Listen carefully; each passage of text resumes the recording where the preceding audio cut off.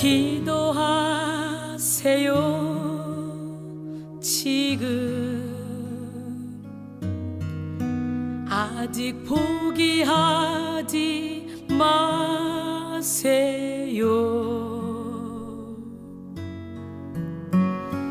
주님 앞에 무릎 꿇고 겸손하게 기도해 보세요. 내 앞길 가로막는 장애물이 있다 해도 걱정하지 마세요. 돌아서지 마세요. 슬픔도 고통도 괴로움도 기도로 이겨낼 수 있잖아요.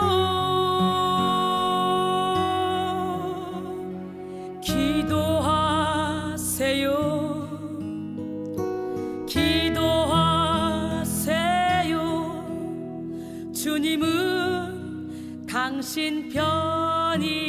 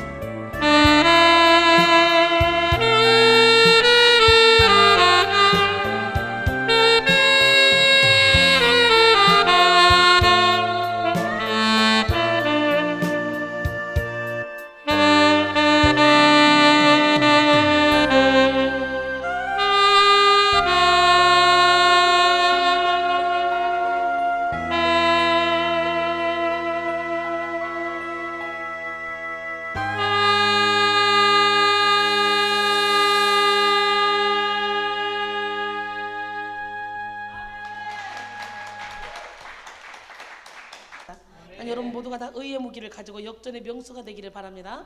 따라합니다. 의의 무기를 가지고 역전의 명수가 됩시다.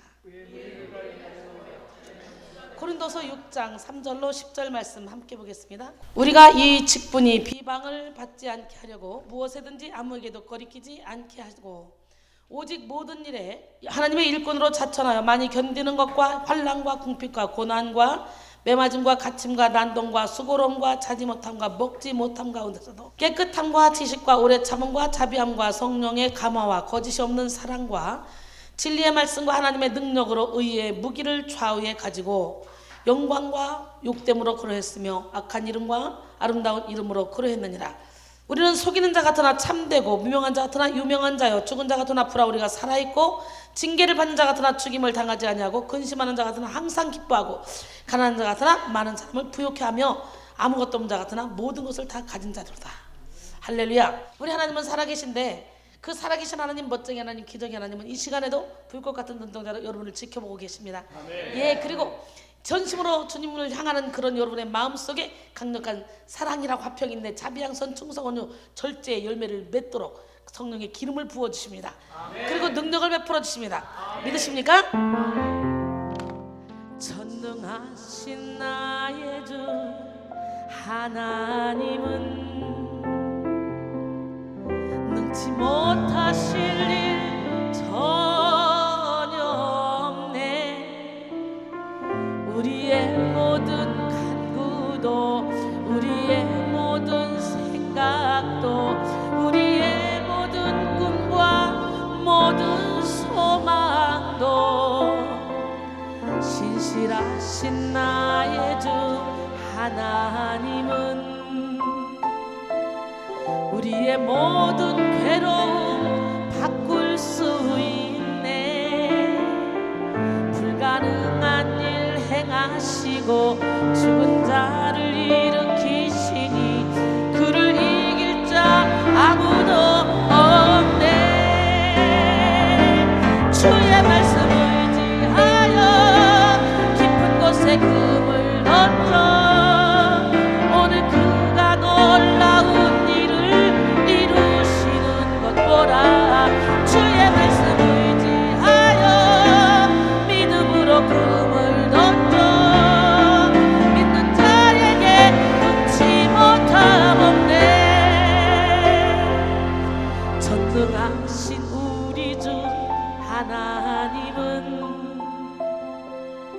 능치 못하실 일 전혀 없네. 우리의 모든 간구도 우리의 모든 생각도 우리의 모든 꿈과 모든 소망도 신실하신 나의 주 하나님은 우리의 모든 괴로움 바꿀 수 있네.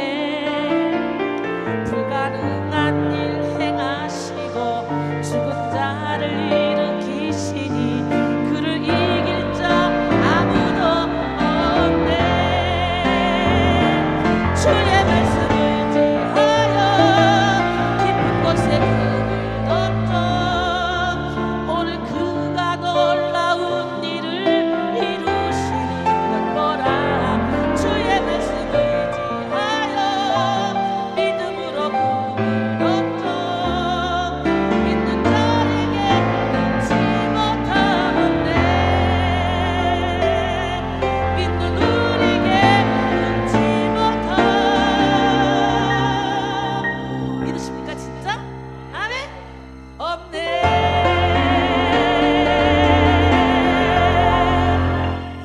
주님이 찾으시는 그 한 사람이 되기 위해서는 이렇게 온전히 믿어야 돼요. 예, 깊은 곳에 그물을 던져야 돼요. 내 이론, 내 생각 다 버리고 주님의 말씀에 무조건 순종해야 돼요. 그럴 때 우리는 기적을 일으킬 수 있는 역전의 명수가 될 수 있는 거예요. 기적의 주인공이 되기를 원합니다. 할렐루야. 하나님은 여러분과 저를 너무너무 사랑하셔서 70억 대 1로 이렇게 만나게 해주셨어요. 이 만남이 헛되지 않도록 오늘 이 시간 한 타임의 예배가 여러분 일생일대 가장 귀한 예배가 될 수 있기를 바랍니다. 예, 여기서 받는 이 말씀이 여러분 심령 골수를 찔러 쪼개서 여러분이 그동안에 깨지 못했던 모든 이론을 다 깨부셔버리고 모든 생각을 무너뜨려버리고 그리고 온전히 하나님께로 향하는 기적의 주인공이 돼서 진리 안의 자유 가운데 거하기를 바랍니다. 아멘. 주를 위한 이곳에 예배하는 자들 중에 주가 찾는 이 없어 주님께서 슬퍼하시네. 주님이 찾으시는 그 한 사람 그 예배자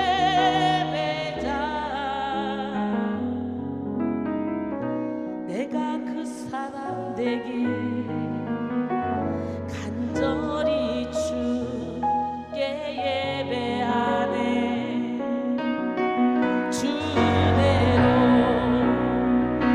이곳에 서 있네. 주 임재에 엎드려 절하네. 그 어느 것도 난 필요 없네. 주님만 경배해. 주내로 주내로 이곳에 서 있네. 주 임재에 엎드려 절하네. 그 어느 것도 난 필요 없네. 주님만 경배해. 할렐루야. 의의 무기를 좌우에 가지고 역전의 명수가 되십니다 라는 제목으로 함께 은혜를 나눌 텐데, 오늘 말씀을 듣던 중에 의의 무기를 좌우에 가지고 역전의 명수가 되는 기적의 주인공들이 되기를 원합니다. 예, 술에 취한 남자 3명이 있었습니다. 3명. 예, 그래서 3명이 택시를 잡았어요. 그 택시를 탔습니다. 택시기사가 이렇게 보니까 이들이 엄청나게 곤드레만드레 술에 취해 있는 거예요. 그래서 시동을 걸었다가 시동을 확 껐어요. 그리고 다 왔습니다 그랬죠. 그랬더니 첫 번째 남자는 기사에게 돈을 냅니다. 두 번째 남자는 고맙습니다 인사합니다. 근데 갑자기 세 번째 남자가 다짜고짜 뺨때기를 팍 때리는 거예요. 그래서 이 기사는 이상하네, 분명히 셋 다 취했는데 이 사람이 알았나? 깜짝 놀랐죠. 그래서 왜 절 때리시죠? 이렇게 물었더니 세 번째 남자가 대답합니다. 야 임마, 다음부터는 운전 좀 천천히 해. 너무 빨리 달려가지고 숨 넘어가는 줄 알았잖아.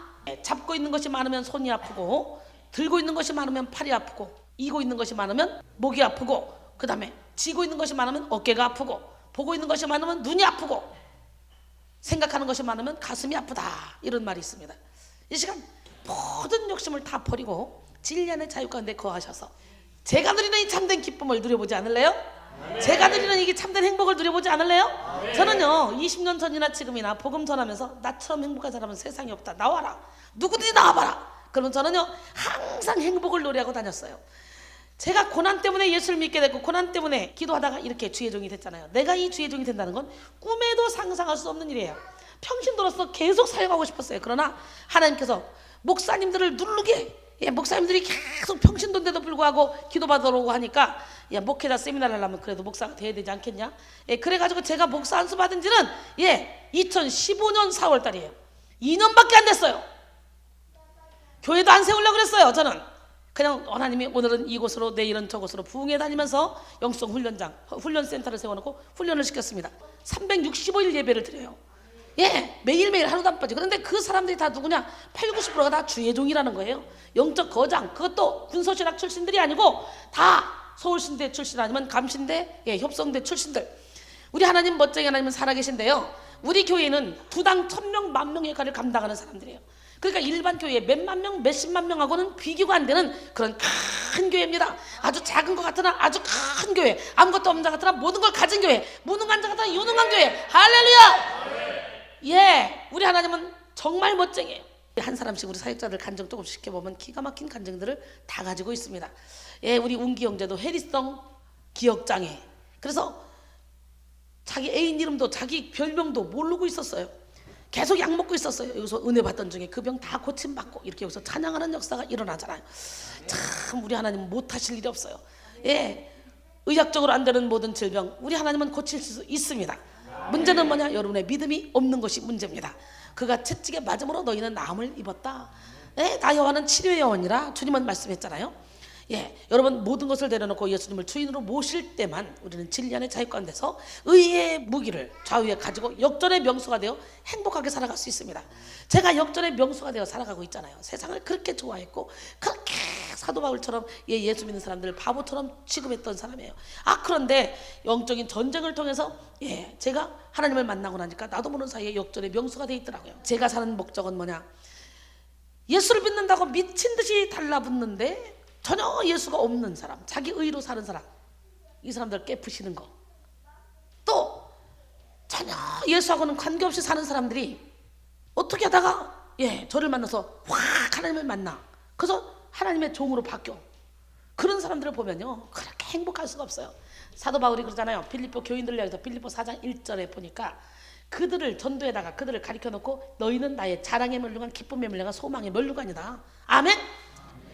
해시록 4장 4절에 보니까요 12장로가 금관을 쓰고 앉아 있어요. 9절로 10절 보니까요 주님 앞에 면류관을 벗어드리네. 거룩 거룩 거룩 주의 보좌 앞에 모든 성도 면류관을 벗어드리네. 전군 천사 모두 주께 굴복하니 영원히 위에 계신 주로다. 우리는 어때요? 가서 면류관을 받을 생각만 하잖아요. 그러나 우리가 여기서 믿음의 선한 싸움을 싸우면 의의 면류관을 받고. 할렐루야. 오늘 나는 여러분 모두가 금면류관, 의의 면류관, 기쁨의 면류관, 자랑의 면류관 열심히 받기를 원해요. 변치 않는 믿음을 가지고 있으면 우리는 금면류관을 받는 거예요. 그래서 주님 앞에 내어드리면 마치 우리 자녀가 학교에서 열심히 공부해서 상 받아와서 엄마한테 갖다 줄 때 엄마 거야 자기 거야? 그게 상장이 자기 거야 엄마 거야? 자기 거잖아. 그럼 거기다 엄마가 그 상장 위에다가 뭐 얹어줘? 용돈 얹어주잖아.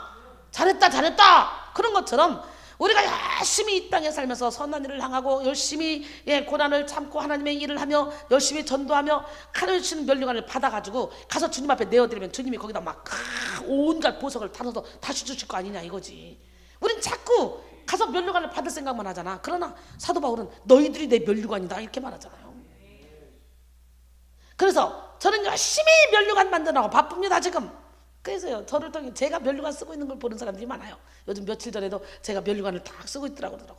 이야 제 배중에 제 얼굴을 통해 예수님을 보고 빛을 보고 그리고 불을 보고 또 여기서 천군천사가 왔다 갔다 하는 걸 보고 그 여기서부터 생수가 막 터져 내려서 이 성전으로 확 채워지는 걸 보고 그런 일들이요 눈 뜨고 예배 중에 일어나요. 우리 수산나 목사님 그 전문이잖아. 생수 보는 거. 우리 이봉섭 집사님 전문이잖아.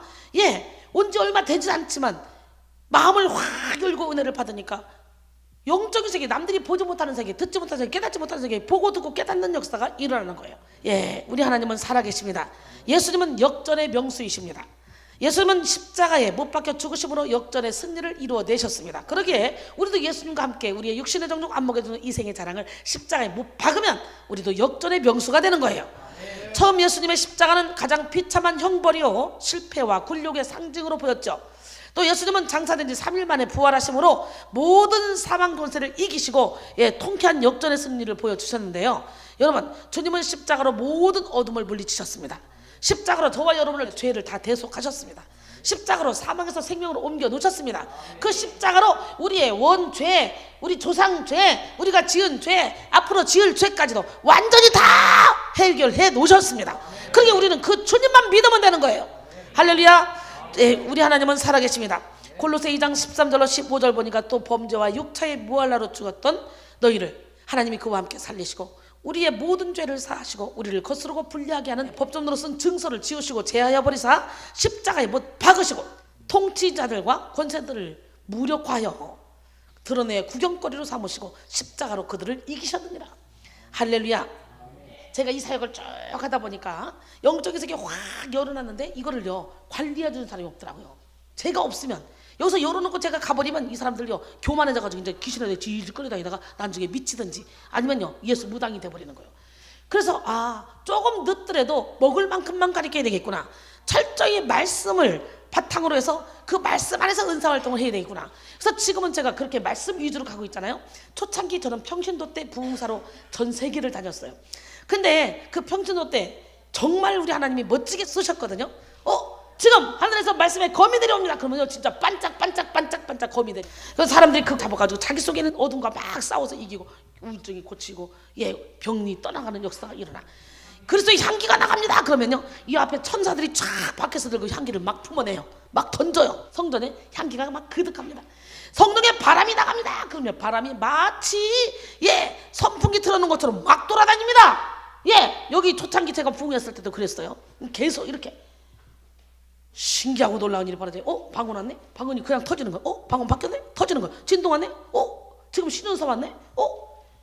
마치 하늘에 끈 달린 것처럼 입에서 말하는 대로 움직여요 사람들이. 그러니 뭐 애기부터 어른까지 전체 다 옷값을 깨고 생명 걸고 미친 듯이 달라붙었죠. 근데 그것이 중요한 게 아니더라고요. 무엇이 중요하냐? 철저히 말씀 안에서 성령의 열매를 맺는 것이 중요해요. 그런 기적을 안 보더라도 삶에서 열매를 맺어야 되는 거예요. 열매가 없으면 그건 다 가짜고 사탄도 얼마든지 흉내낼 수 있다는 걸 알았어요. 그런데 참 신기하죠. 저는 하나님이 처음부터 쫙 인도에서 여기까지 와서 영적인 안내자가 없어요. 누구한테 배운 게 없어요. 여러분이 지금 한 번, 두 번 듣고는 몰라요. 이제 다음 주에 오셔서 꾸준히 오셔서 여러분 회칠한 무덤을 제껴내고 여러분 실제적으로 제가 손을 안수해서 여러분 안에 있는 어둠을 끌어낼 때 여러분 속에 얼마나 많은 어둠들이 있는지. 마치 우리는요 하나님의 나라를 이루든지 아니면 사탄의 나라를 이루게 돼 있어요. 심히 부패한 것이 인간의 마음이고 모든 지킬 만한 것 중에 더욱더 내 마음을 지켜라. 생명의 근원이 이에서 남이라 그랬어요. 이 안에 천국과 지옥이 있는데요 말씀의 빛이 딱 들어가면 죄가 살아나죠. 그때부터 싸움이 일어나는데 이 싸움은 마치 피 흘리기까지 싸워야 돼요. 죄와 싸우기를 피 흘리기까지. 그러니까 천국 박사학위 받으려면 몇십 년 공부하면서 박사학위 따려고 잠도 안 자고 먹지도 않고 시간 물질을 투자하잖아. 근데 사람들은 세상 박사가 되려면 그러면서 어떻게 천국 박사가 되려는데 그냥 며칠 은혜 받고 몇 달 은혜 받고 몇 년 은혜 받고 나 박사학위 딸래 이러는지 모르겠어. 이해가 안 가? 우리는요 죄를 짓기 좋은 육신의 몸을 갖고 태어났어. 하나님이 인간을 만들 때는 소마 빈 그릇으로 만들었어요. 여기다가 아담과 하와가 범죄함으로 아주 육체적인 속성이 가득 채워져서 엄마 뱃속에서 태어났어. 뭐예요? 그래서 사르크스 따라합니다. 시작. 사르크스. 근데요 우리가 부활체의 몸으로 천국에 가는 몸은 어떤 몸이냐? 그 사르크스 그 몸이 아니라 내 속사람이 어떻게 바뀌냐? 이제 완전히 나는 죽고 예수로 살아서 프로마티콘 따라합니다. 시작.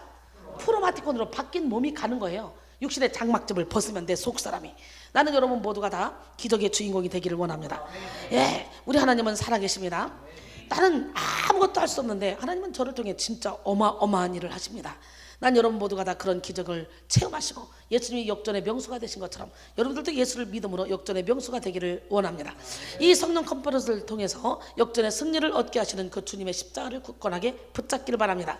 십자가의 권세로 말미암아 절망을 소망으로, 할렐루야, 연약함을 강함으로, 수치를 자랑으로, 실패를 승리로 역전시키는 우리 모두가 되기를 주님의 이름으로 축원합니다. 인생 역전으로 유명한 일본의 가발 복서가 있습니다. 그 이름은 고구치 마사유키인데요. 고구치는 평범한 회사원으로 20대에 머리가 빠지는 바람에 가발을 쓰고 다녔어요. 그는 바쁜 직장 생활 중에도 틈틈이 복싱을 연습해서 챔피언의 꿈을 키워가고 있었습니다.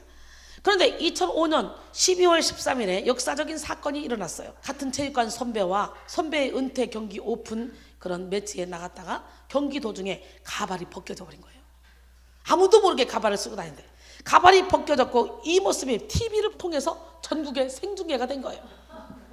고구치는 전국적인 망신을 당한 것은 물론이고 신발과 트렁크, 낭심보호대 외에는 그 어느 것도 착용해서는 안 된다는 그런 권투 경기 규정 위반이라는 지적까지 받았습니다. 그러다 보니까 일본 복싱위원회는 이제 회의를 하게 됐죠.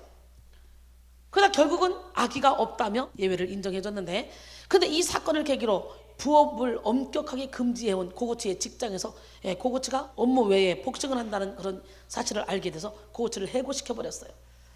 이제 졸지에 고고치는 실업자가 됐습니다. 순식간에 고고치는 전국에 가발이 벗겨진 경기 장면으로 우스운 사람으로 알려졌어요. 직장까지 잃어버리게 됐으니 참 한심한 사람이 됐잖아요. 기가 막힌 역전의 역사가 그에게 그런데 일어났습니다. 이런 고고치의 사연이 화제가 되어서 가발과 발모제 회사에 광고 출연 문의가 쇄도하게 된 거예요.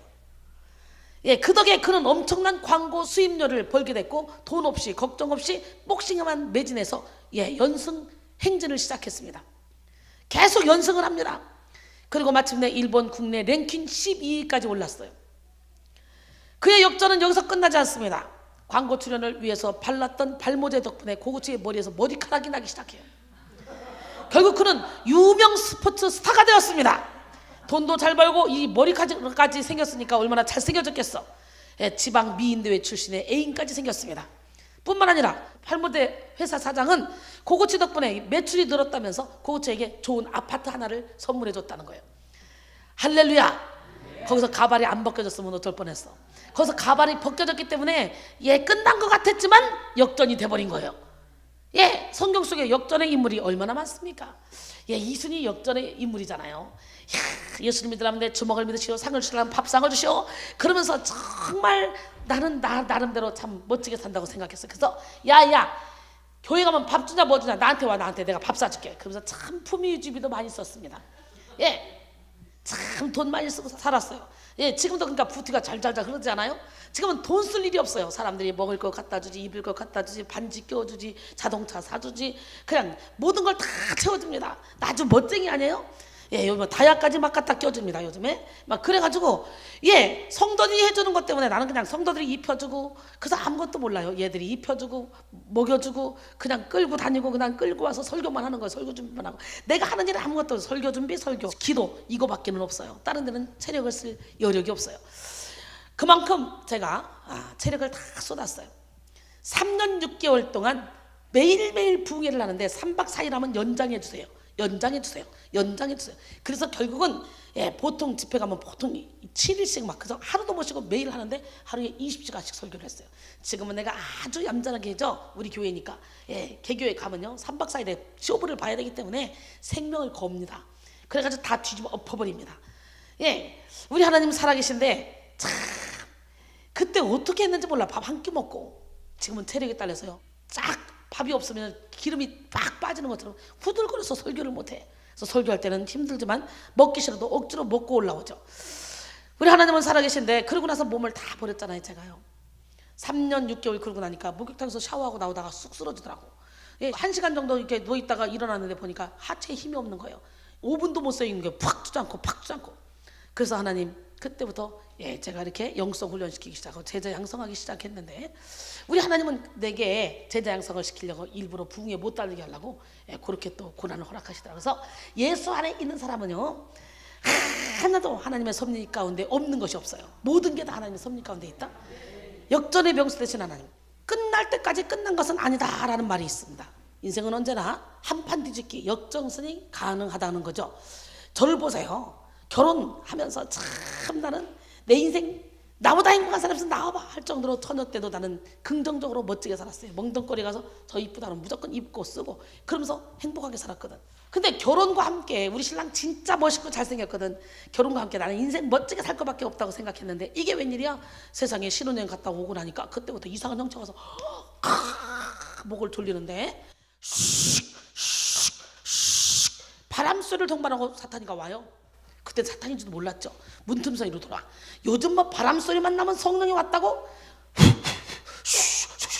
이런 목사들이 있어. 억지로 그렇게 한다고 그게 성령이 역사하냐? 성령의 불러! 그럼 깔끔하게 가는 거지. 안 했으면 모르는데 내가 경험을 했잖아. 내가 바람을 몰고 사탄이가 들어왔어 처음부터. 그래서 나는 영적으로 엄청나게 민감해. 그거 싸우다가요 막 목을 졸리는데 숨이 끊어질 때 놓고 가고 이것을 매일 아침마다 결혼 3월 22일 날 했는데 이제 못 견디겠는 거예요. 몸이 점점 살이 빠지고 몸이 힘들어지니까 아무것도 할 수 있는 게 없어.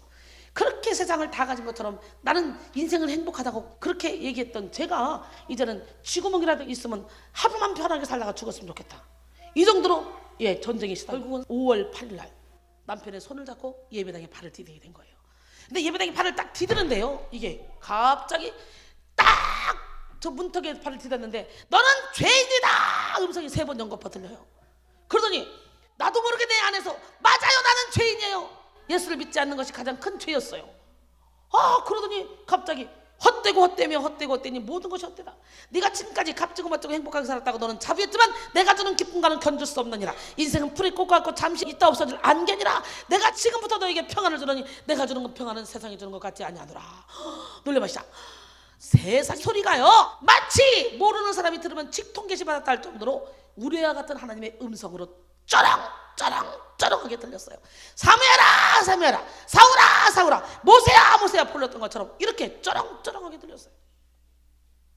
그리고 그때부터 내 이론은 완전히 박살났고 하염없는 눈물이 쏟아지는데요, 교회 가서 3개월 동안 울기만 했잖아요. 제가요 교회를 가고 싶어 간 게 아니에요. 귀신 때문에 간 거예요. 그런데 교회에 발을 디디니까 그때부터는 어떻게 해요? 귀신들이 몸에 손을 못 대요. 주변에 맴돌기만 해요. 맴돌기만 하지만 그게 귀신이라는 걸 이제 알아. 그러니까 어떻게 해? 예수 시로 사탄아 물러가라 하는데 내 영이 작으니까 물러가질 않아요. 큰 나를 괴롭히고 가요. 맴돌기만 해요. 그냥 몸에 손을 못 대요. 그런데도 불구하고 고통스러운 거예요. 그렇게 싸우기를 4년 반. 천장에 예수님이 옆모습으로 딱 나타나서요, 천장에 그날도 전쟁 치르는데 예수님! 그런데 2번, 3번째 나타나. 그러니 나중에는 난 너에게 더 이상 못 이겠다, 난 떠나간다 그러고 떠나가더라고. 그러고 나서 어둠이 더 이상 나를 괴롭히지 않더라고요. 내가 귀신 때문에 교회 갔지 뭐. 저는요 진짜 세상을 좋아했거든요. 하나님을 누구보다도 뜨겁게 체험했잖아요. 그렇기 때문에 예배당에 발을 디딘 그 첫날부터 성령세례 불세례를 다 받았고 어떤 사람보다도 내 안에 믿음이 컸습니다. 그러나 육신의 정욕을 내려놓을 수가 없더라고요. 그래서 양다리 걸쳤죠. 오후 3시 예배 비디오 예배 드리고 저녁에는 나이트 클럽 가고 이렇게 10년을 했어요. 10년 만에 하나님은 개척교회로 저를 옮겨놓고 거기서 다니엘 기도회 21일 그리고 40일 기도회 이걸 시키시면서 확 연계를 열어놓더니 또 다른 세계를 열어놓는데 어마어마하더라고요. 거기서 다시 한번 영적 전쟁을 세게 치른 다음에 제가 이게 주님의 일을 하게 됐어요. 그 일을 하려면 그 얘기 이제 따로 이제 간증을 할 시간이 있을 건데, 여러분 우리 하나님은 살아계셔요. 저는 역전의 명수가 됐어. 그래서 처음에 고난이 얘기라 내 짐이 무겁고 힘이 드냐 주를 보라. 고난이 유익이라 주님 말씀하시네. 나의 가는 그 길을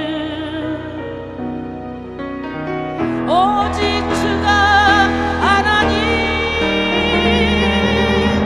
나를 단련하신 후에는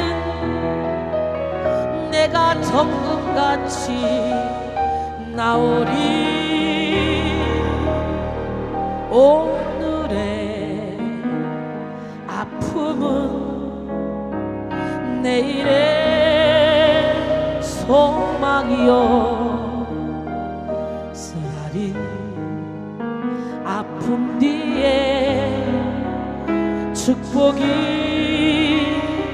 있다네.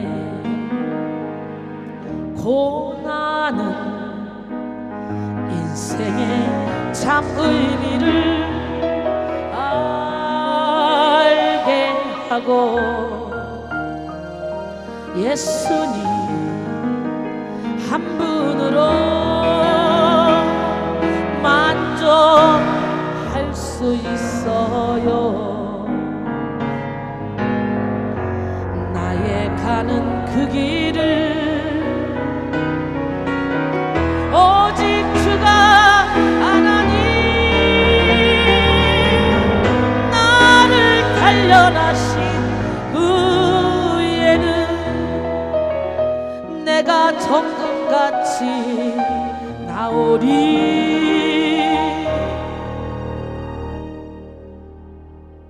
고난이 크면은 영광도 크는 법. 장차받은 영광과 비교할 수 없다네. 다 같이 나의 가는 그 길을, 나의 가는 그 길을 오직 주가 아나, 오직 주가 아나니. 나를 단련하신 후에는 내가 정금같이 나오리. 고난이 크면은 영광도 크는 법. 장차받은 영광과 비교할 수 없다네. 할렐루야. 예, 저에게 고난이 없었다면 지금 저는요 나이트클럽으로 춤추러 다니며 세상 부귀영화를 쫓아가며 아마 저 어둠 가운데로 푹 빠졌으면서도 불구하고 자기는 행복하다고 착각하며 살아가고 있을 거예요. 얼마나 이 귀신이 고마운지 몰라요.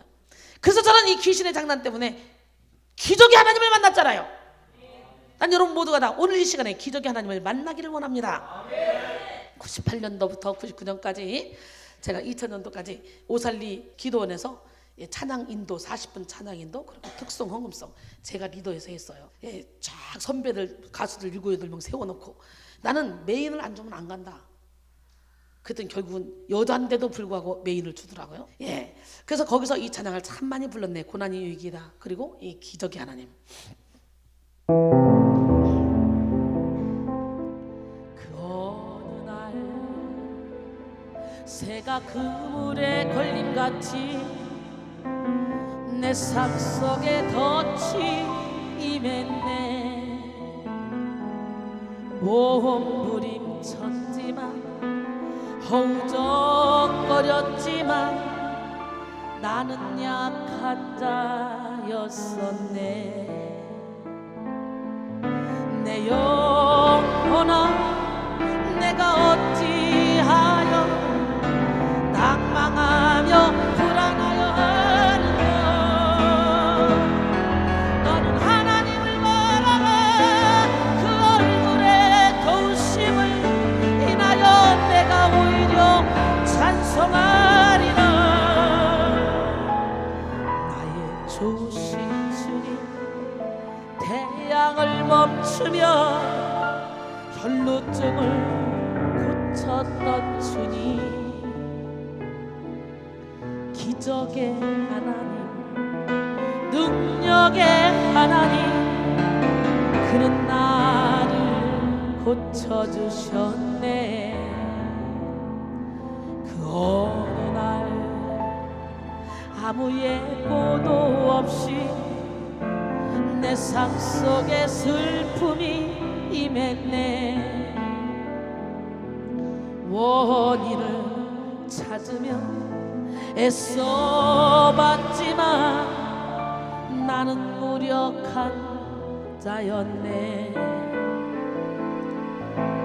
내 영혼아 내가 어찌하여 낭망하며 불안하여 하는가. 너는 하나님을 바라라. 그 얼굴에 도우심을 인하여 내가 오히려 찬송하리라. 나의 좋으신 주님 죽은 자를 살리며 모든 병을 고쳤던 주님 기적의 하나님 능력의 하나님 그는 나를 고쳐주셨네.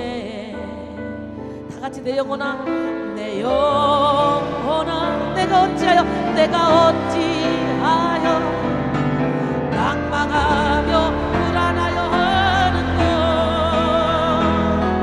너는 하나님을 바라라. 그 얼굴의 도우심을 인하여 내가 오히려 찬송하리라. 나의 좋으신 주님, 죽은 자를 살리며 모든 병을 고쳤던 주님, 기적의 하나님, 능력의 하나님, 그는 나를 고쳐 주시네. 이렇게 정말 단 하루만 살다가 죽었으면 좋겠다 싶을 정도로 고통 가운데 있는 저에게 주님은 찾아오셔서 이렇게 역전의 명수가 되게 하셨어요. 이제는 제가 어떤 찬양을 부르고 다니냐? 평화의 노래. 할렐루야. 난 여러분 모두가 다 평화의 노래를 부르기를 원합니다. 내가 너에게 평화를 주노니 내가 주는 평화는 세상이 주는 것 같지 않느냐 말씀하신 것처럼 나는 오늘 여러분 모두가 오늘 여러분의 영혼 가운데 평안이 임하기를 원합니다. 나 어느 날 괴로워서 눈물로써 아뢰일 때 주님께서 나의 맘 아시고 위로하여 주셨네. 갈 길 몰라 방황할 때 들려오던 주의 음성, 나를 사랑한다던 그 말씀 위로하며 용기 주네. 너 슬퍼 말라. 언제나 함께하고 무거운 짐 대신 지리.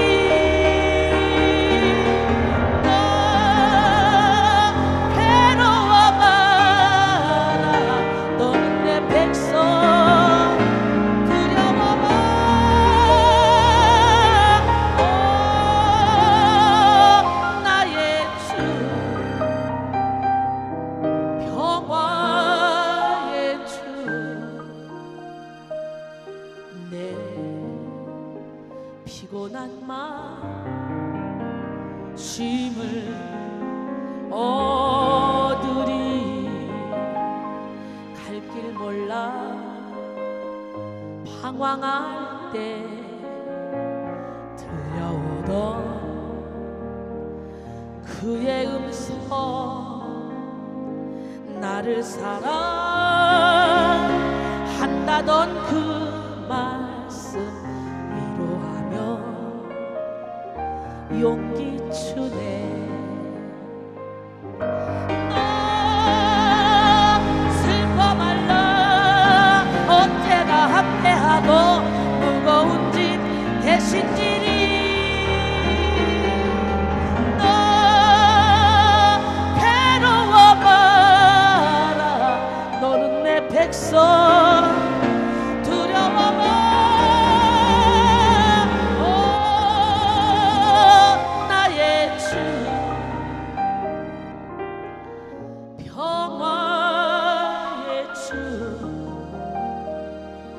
내 피곤한 마음 쉼을 얻으리. 내 병든 이 몸 고침을 받으리. 아멘. 여러분이 역전의 인생을 살고 싶습니까? 그렇다면 여러분에게 다가온 이 고난을 유익으로 바꿔줄 주님을 만나보세요. 제가 고난이 없었다면 절대로 저는 역전의 인생을 살 수 없었을 것입니다. 누가 말해도 듣지 않았을 거예요. 차라리 육신의 암병이면 병원 가서 병명을 앓으니까 고칠 수 있지만, 고치든지 죽든지 하지만 이거는 병명을 알 수 없는 그 영적인 그 고난 때문에 얼마나 고통스러웠는지 몰라요. 우리 하나님은 살아계십니다.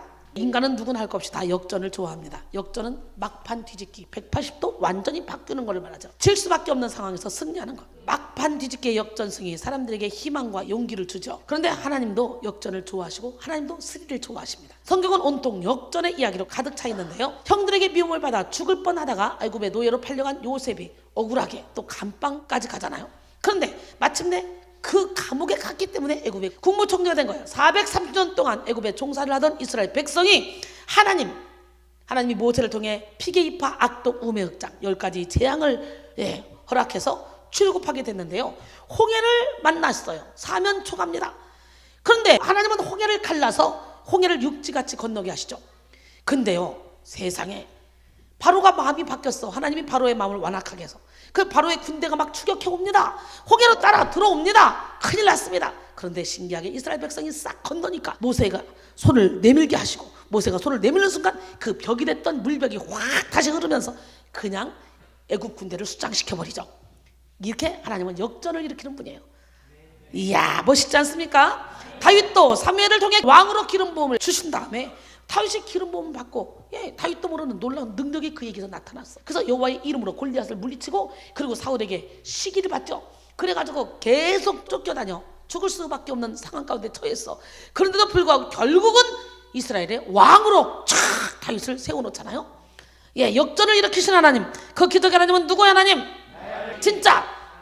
야, 또 보세요, 여러분. 에서는 하만의 계략으로 인해서 이스라엘 백성들이 다 죽을 수밖에 없는 그 상황에 죽으면 죽으리라 그리고 왕께 나갔습니다.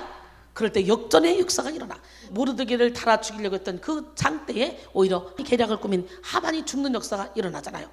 이야, 우리 하나님은 정말 우리를 통해 놀라운 역전을 일으키길 원한다는 걸 깨닫기를 원합니다. 룻과 라합은 이방인이었지만 하나님을 쫓는 믿음으로 예수님의 족보까지 오르게 됐잖아요. 이렇게 하나님의 역사는 역전의 역사이며 기독교는 역전의 종교입니다. 저는 예수를 믿으려면 내 주먹을 믿고 상을 치려면 밥상을 달라고 했던 사람이에요. 그런데 지금은 내 생명을 다 걸고 시간, 물질, 노력을 다 투자해서 내 삶이란 건 전혀 없고 24시간 365일 내가 생명이 붙어있는 한 주님의 일을 위해, 영혼 살리는 일에 걸기로 결단하고 작정하고 지금까지 달려왔어요. 우리 하나님은 멋쟁이에요. 어떻게 나 같은 사람을 이렇게 작품으로 만들어서 쓰실까? 그래서 제가 이렇게 작품이 돼서 영적인 안내자로 쓰임받고 있다면 쓰임받지 못할 사람 단 하나도 없습니다. 여러분 모두가 다 하나님을 온몸으로 체험하시길 원합니다. 이제 저는요, 세상과 나는 간 곳이 없고 오직 구속한 주만 보입니다. 역전의 명수이신 하나님의 저를 그렇게 만들었습니다. 지금의 나 된 것은 온전히 하나님의 은혜로 된 것입니다. 할렐루야. 노래방 나의 목자, 나이트클럽은 나의 목자였던 제가 이렇게 역전의 은혜를 받고 나서 지금은 오로지 영혼 살리는 일에만 생명을 걸고 있으니 얼마나 행복한 삶을 살고 있습니까? 그리고 이제 예수님의 제자를 재생산하라는 명령을 받고 예수님의 제자를 재생산하는 일에 생명을 바치고 있습니다. 디모데후서 2장 1절로 4절 보니까 바울이 디모데에게 얘기하잖아요. 내 아들아, 그러므로 너는 그리스도 예수 안에 있는 은혜 가운데서 강하고 또 내가 많은 증인 앞에서 내게 들은 바를 충성된 사람들에게 부탁하라. 그들이 또 다른 사람을 가르칠 수 있으리라. 할렐루야. 예수님의 제자를 재생산하라는 거예요. 너는 그리스도 예수의 좋은 병사로 나와 함께 고난을 받으라. 병사로 복무한 자는 자기 생활에 얽매이는 자가 하나도 없나니 이는 병사로 모집한 자를 기쁘게 하려 함이라. 병사로 모집한 자가 누굽니까? 하나님이죠. 할렐루야. 빌립이 사마리아 성에 갔을 때요, 그 성에 큰 기쁨이 있었잖아요. 귀신들이 떠나고 병이 고쳐지는 역사가 있었잖아요. 그런 것처럼요, 곳마다 그 성에 큰 기쁨이 있습니다. 빌립보 8장 5절로 8절까지가 빌립이 사마리아 성에 내려가 그리스도를 백성에게 전파하니 무리가 빌립의 말도 듣고 행하는 표적도 보고 한 마음으로 그가 하는 말을 따르더라. 많은 사람에게 붙었던 더러운 귀신들이 크게 소리지르며 나가고 또 많은 중풍병자와 못 걷는 사람이 걸으니 그 성에 큰 기쁨이 있었다 그랬어요. 나는 오늘 시간에 여러분 모두가 다 이렇게 하나님의 축복의 통로가 되기를 원합니다. 여러분이 가는 곳곳마다 그 성에 큰 기쁨이 있기를 원합니다. 그러므로 그리스도인은 믿음으로 의의 무기를 좌우에 가지고 역전의 삶을 사는 자입니다. 로마서 6장 13절로 14절. 그러므로 너희는 죄가 너희 죽은 몸을 지배하지 못하게 하여 몸의 사욕에 순종하지 말고 또한 너희 지체를 불의의 무기로 죄에게 내주지 말고 오직 너희 자신을 죽은 자 가운데서 다시 살아난 자 같이 하나님께 드리며 너희 지체를 의의 무기로 하나님께 드리라. 할렐루야. 나는 오늘 시간에 여러분 모두가 다 여러분의 지체를 의의 무기로 드리고 의의 무기를 좌우에 가지고 역전의 삶을 사는 기적의 주인공이 되기를 원해요. 우리의 몸을 의의 무기로 하나님께 온전히 드리기만 하면 하나님은 지옥 같은 환경을 천국으로 역전시켜 주시고 저주를 축복으로 역전시켜 주시고 위기를 기회로 역전시켜 주십니다. 예, 죽음까지도 초월하게 만들어 주십니다. 저는요, 죽음이 두렵잖아요. 여러분, 죽음이 두렵지 않으면 두려울 게 뭐가 있겠습니까? 그러니까 진리 안에 자유롭게 행복하게 사는 거예요. 고린도서 5장 1절에 보니까 만일 땅에 있는 우리의 장막집이 무너지면 우리는요 죽지 않습니다. 마치 옷을 벗듯이 우리의 장막집 겉사람이 벗어지는 거예요. 무너지면 손으로 짓지 않은 영원한 집, 하나님이 지은 집, 그 집이 우리를 기다리고 있다는 거예요. 믿으십니까? 예. 그렇기 때문에 우리는 어떻게 돼요? 하늘에 있는 영원한 집으로 가게 되는 거예요. 육신의 장막집만 무너지면. 이건 죽는 게 아니에요. 진짜 나는 겉사람이 아니에요. 겉사람은 흙으로 왔죠. 흙으로 가요. 속사람이 진짜 나예요. 오늘 이 속사람을 새롭게 하는 여러분 모두가 되기를 원합니다. 그리고 사도 바울이 고백하죠. 고린도서 5장 8절로 9절까지 보니까 우리가 담대하여 원하는 바는 차라리 몸을 떠나 주와 함께 있는 그것이라. 이야, 저 역시 마찬가지예요. 죽음이 두렵잖아요. 지금 오라기도 아멘 하고 기쁨으로 갈 수 있어요. 그런즉 우리는 몸으로 있든지 떠나 있든지 주를 기쁘시게 하는 자가 되기를 힘쓰노라 그랬어요. 빌립보 1장 20절로 22절 보니까 나의 간절한 기대와 소망을 따라 아무 일에든지 부끄러워하지 않냐고 지금도 전과 같이 온전히 담대하여 살든지 죽든지 내 몸에서 그리스도가 존귀하게 되게 하려 하나니 이는 내게 사는 것이 그리스도니 죽는 것도 유익함이라. 그러나 만일 육신으로 사는 이것이 내 일의 열매일진데 무엇을 택해야 하는지 나는 알지 못하노라. 그러니까 결국은 뭐예요? 내가 이 땅에 육신의 옷을 입고 지금까지 있는 것은 결국은 내가 살아서 하나라도 더 복음을 증거해야 되기 때문에 그게 유익일 것 같아서 내가 못 가는 거지. 솔직히 나만 생각하면 빨리 천국에 가고 싶다 이겁니다. 예, 저 고백도 그거예요. 여러분 고린도전서 15장 55절로 57절 보면 사망아 너희 승리가 무엇이냐? 사망아 내가 쏘는 것이 어디 있느냐? 사망이 쏘는 것은 죄요 죄의 권능은 율법이라. 우리 주 예수 그리스도로 말미암아 우리에게 승리를 주시는 하나님께 감사하노니. 여러분 로마서 13장 10절에 보니까 사랑은 이웃에게 악을 행하지 아니하나니 그러므로 사랑은 율법의 완성이라 했어요. 예, 사랑이신 주님이 나와 함께 하시면 예수님의 사랑의 너비와 길이와 높이와 깊이를 깨닫기 때문에 저절로 그 사랑으로 율법을 완성하게 되는 거예요. 내가 이렇게 강간하면 안 돼, 내가 도둑질하면 안 되지, 내가 미워하면 안 돼, 안 돼, 안 돼. 그리고 절제하는 것이 아니라 내 안에 주님을 주인으로 모시기만 하면 저절로 이루어지는 거예요. 그게 죄를 짓는 것이 더 무섭습니다. 여러분 예수님의 십자가가 역전의 능력이기 때문에 십자가를 붙든 그리스도인은 역전의 삶을 산다는 걸 깨닫기를 원합니다. 고린도전서 1장 18절에 보니까 십자가의 도가 멸망하는 이들에게는 미련한 것이요 구원을 받는 우리에게는 하나님의 능력이라 그랬어요. 예, 임마누엘의 신앙으로 역전의 인생을 디자인하는 여러분 모두가 되기를 바랍니다. 코카콜라의 창업자인 아사 G 캔들러는 알코올 중독자였어요. 그는 항상 술에 취해 있었습니다. 캔들러는 의지력이 아주 약했어요.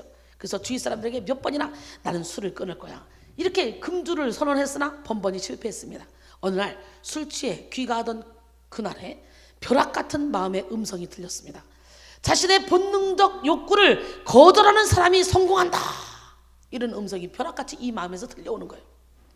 캔들러는 집에 돌아와 보니까 아내가 기도하고 있는 거예요. 아내에게 얘기를 들려줬더니 아내가 말하는 거예요. 여보 바로 그 시간에 내가 당신을 위해 기도하고 지금까지 계속 기도하고 있는 거야. 간절히.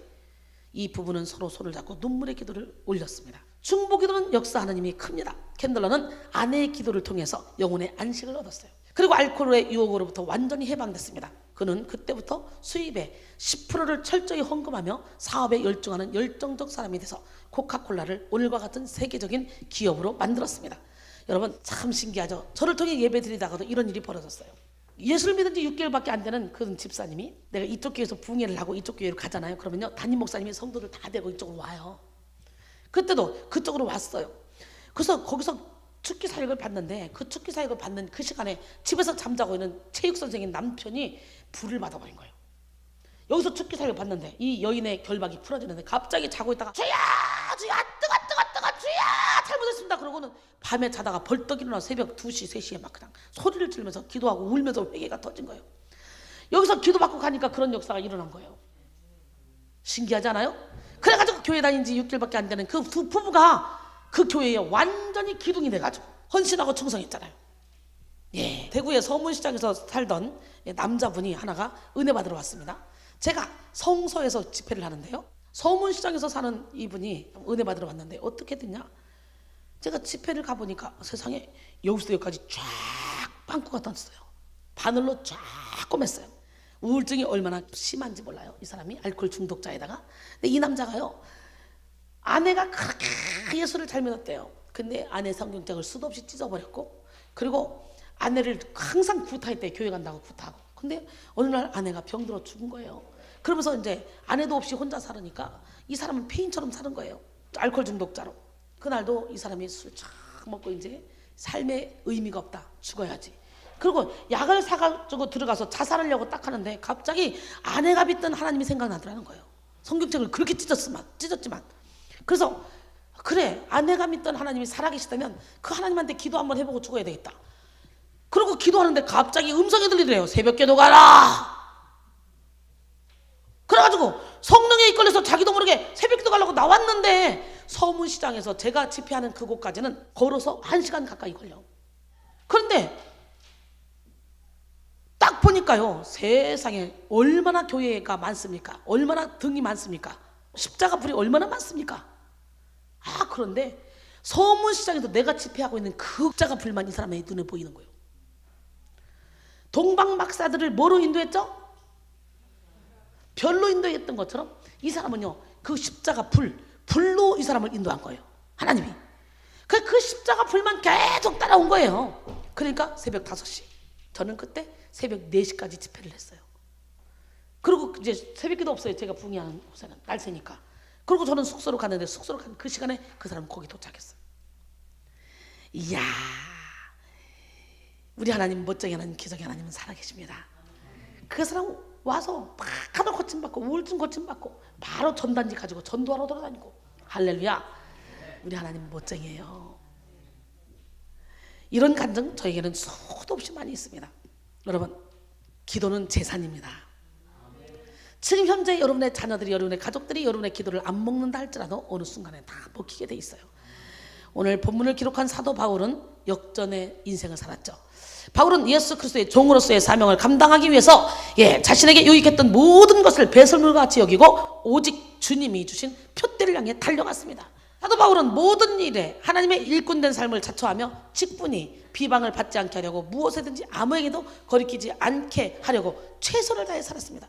그래서 많이 견디는 것과 환난과 궁핍과 고난과 매맞음과 갇힘과 난동과 수고론과 자지 못함과 먹지 못함을 견뎌내려 사도 바울의 삶은 역경이요 순환의 연속이었죠. 하지만 그런 어려움 속에서도 사도 바울은 깨끗함과 지식과 오래 참음과 자비함과 성령의 감화와 거짓 없는 사랑과 진리의 말씀과 하나님의 능력으로 의의 무기를 좌우에 가지고 복음 전파에 매진했습니다. 오늘 본문 말씀이에요. 여러분, 고린도후서 11장 23절로 30절 보니까 사도 바울의 이 고난의 총체가 거기 다 들어가 있어요. 그들이 그리스도의 일꾼이냐? 정신없는 말을 하거니와 나는 더욱 그러하도다.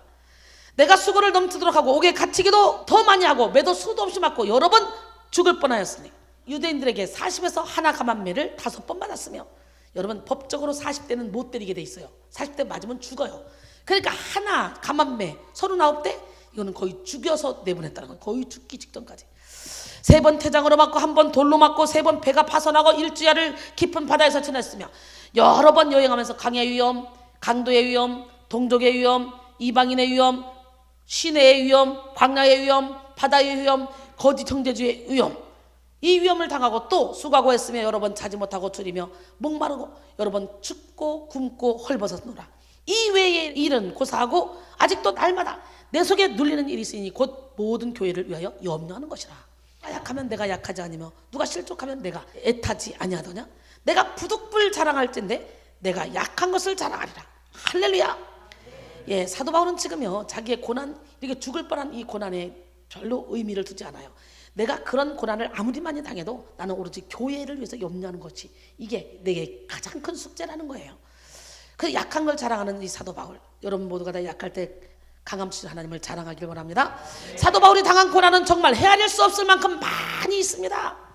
죽을 고비를 수도 없이 넘겼습니다. 사실 바울은 몸이 건강한 사람이 아니었어요.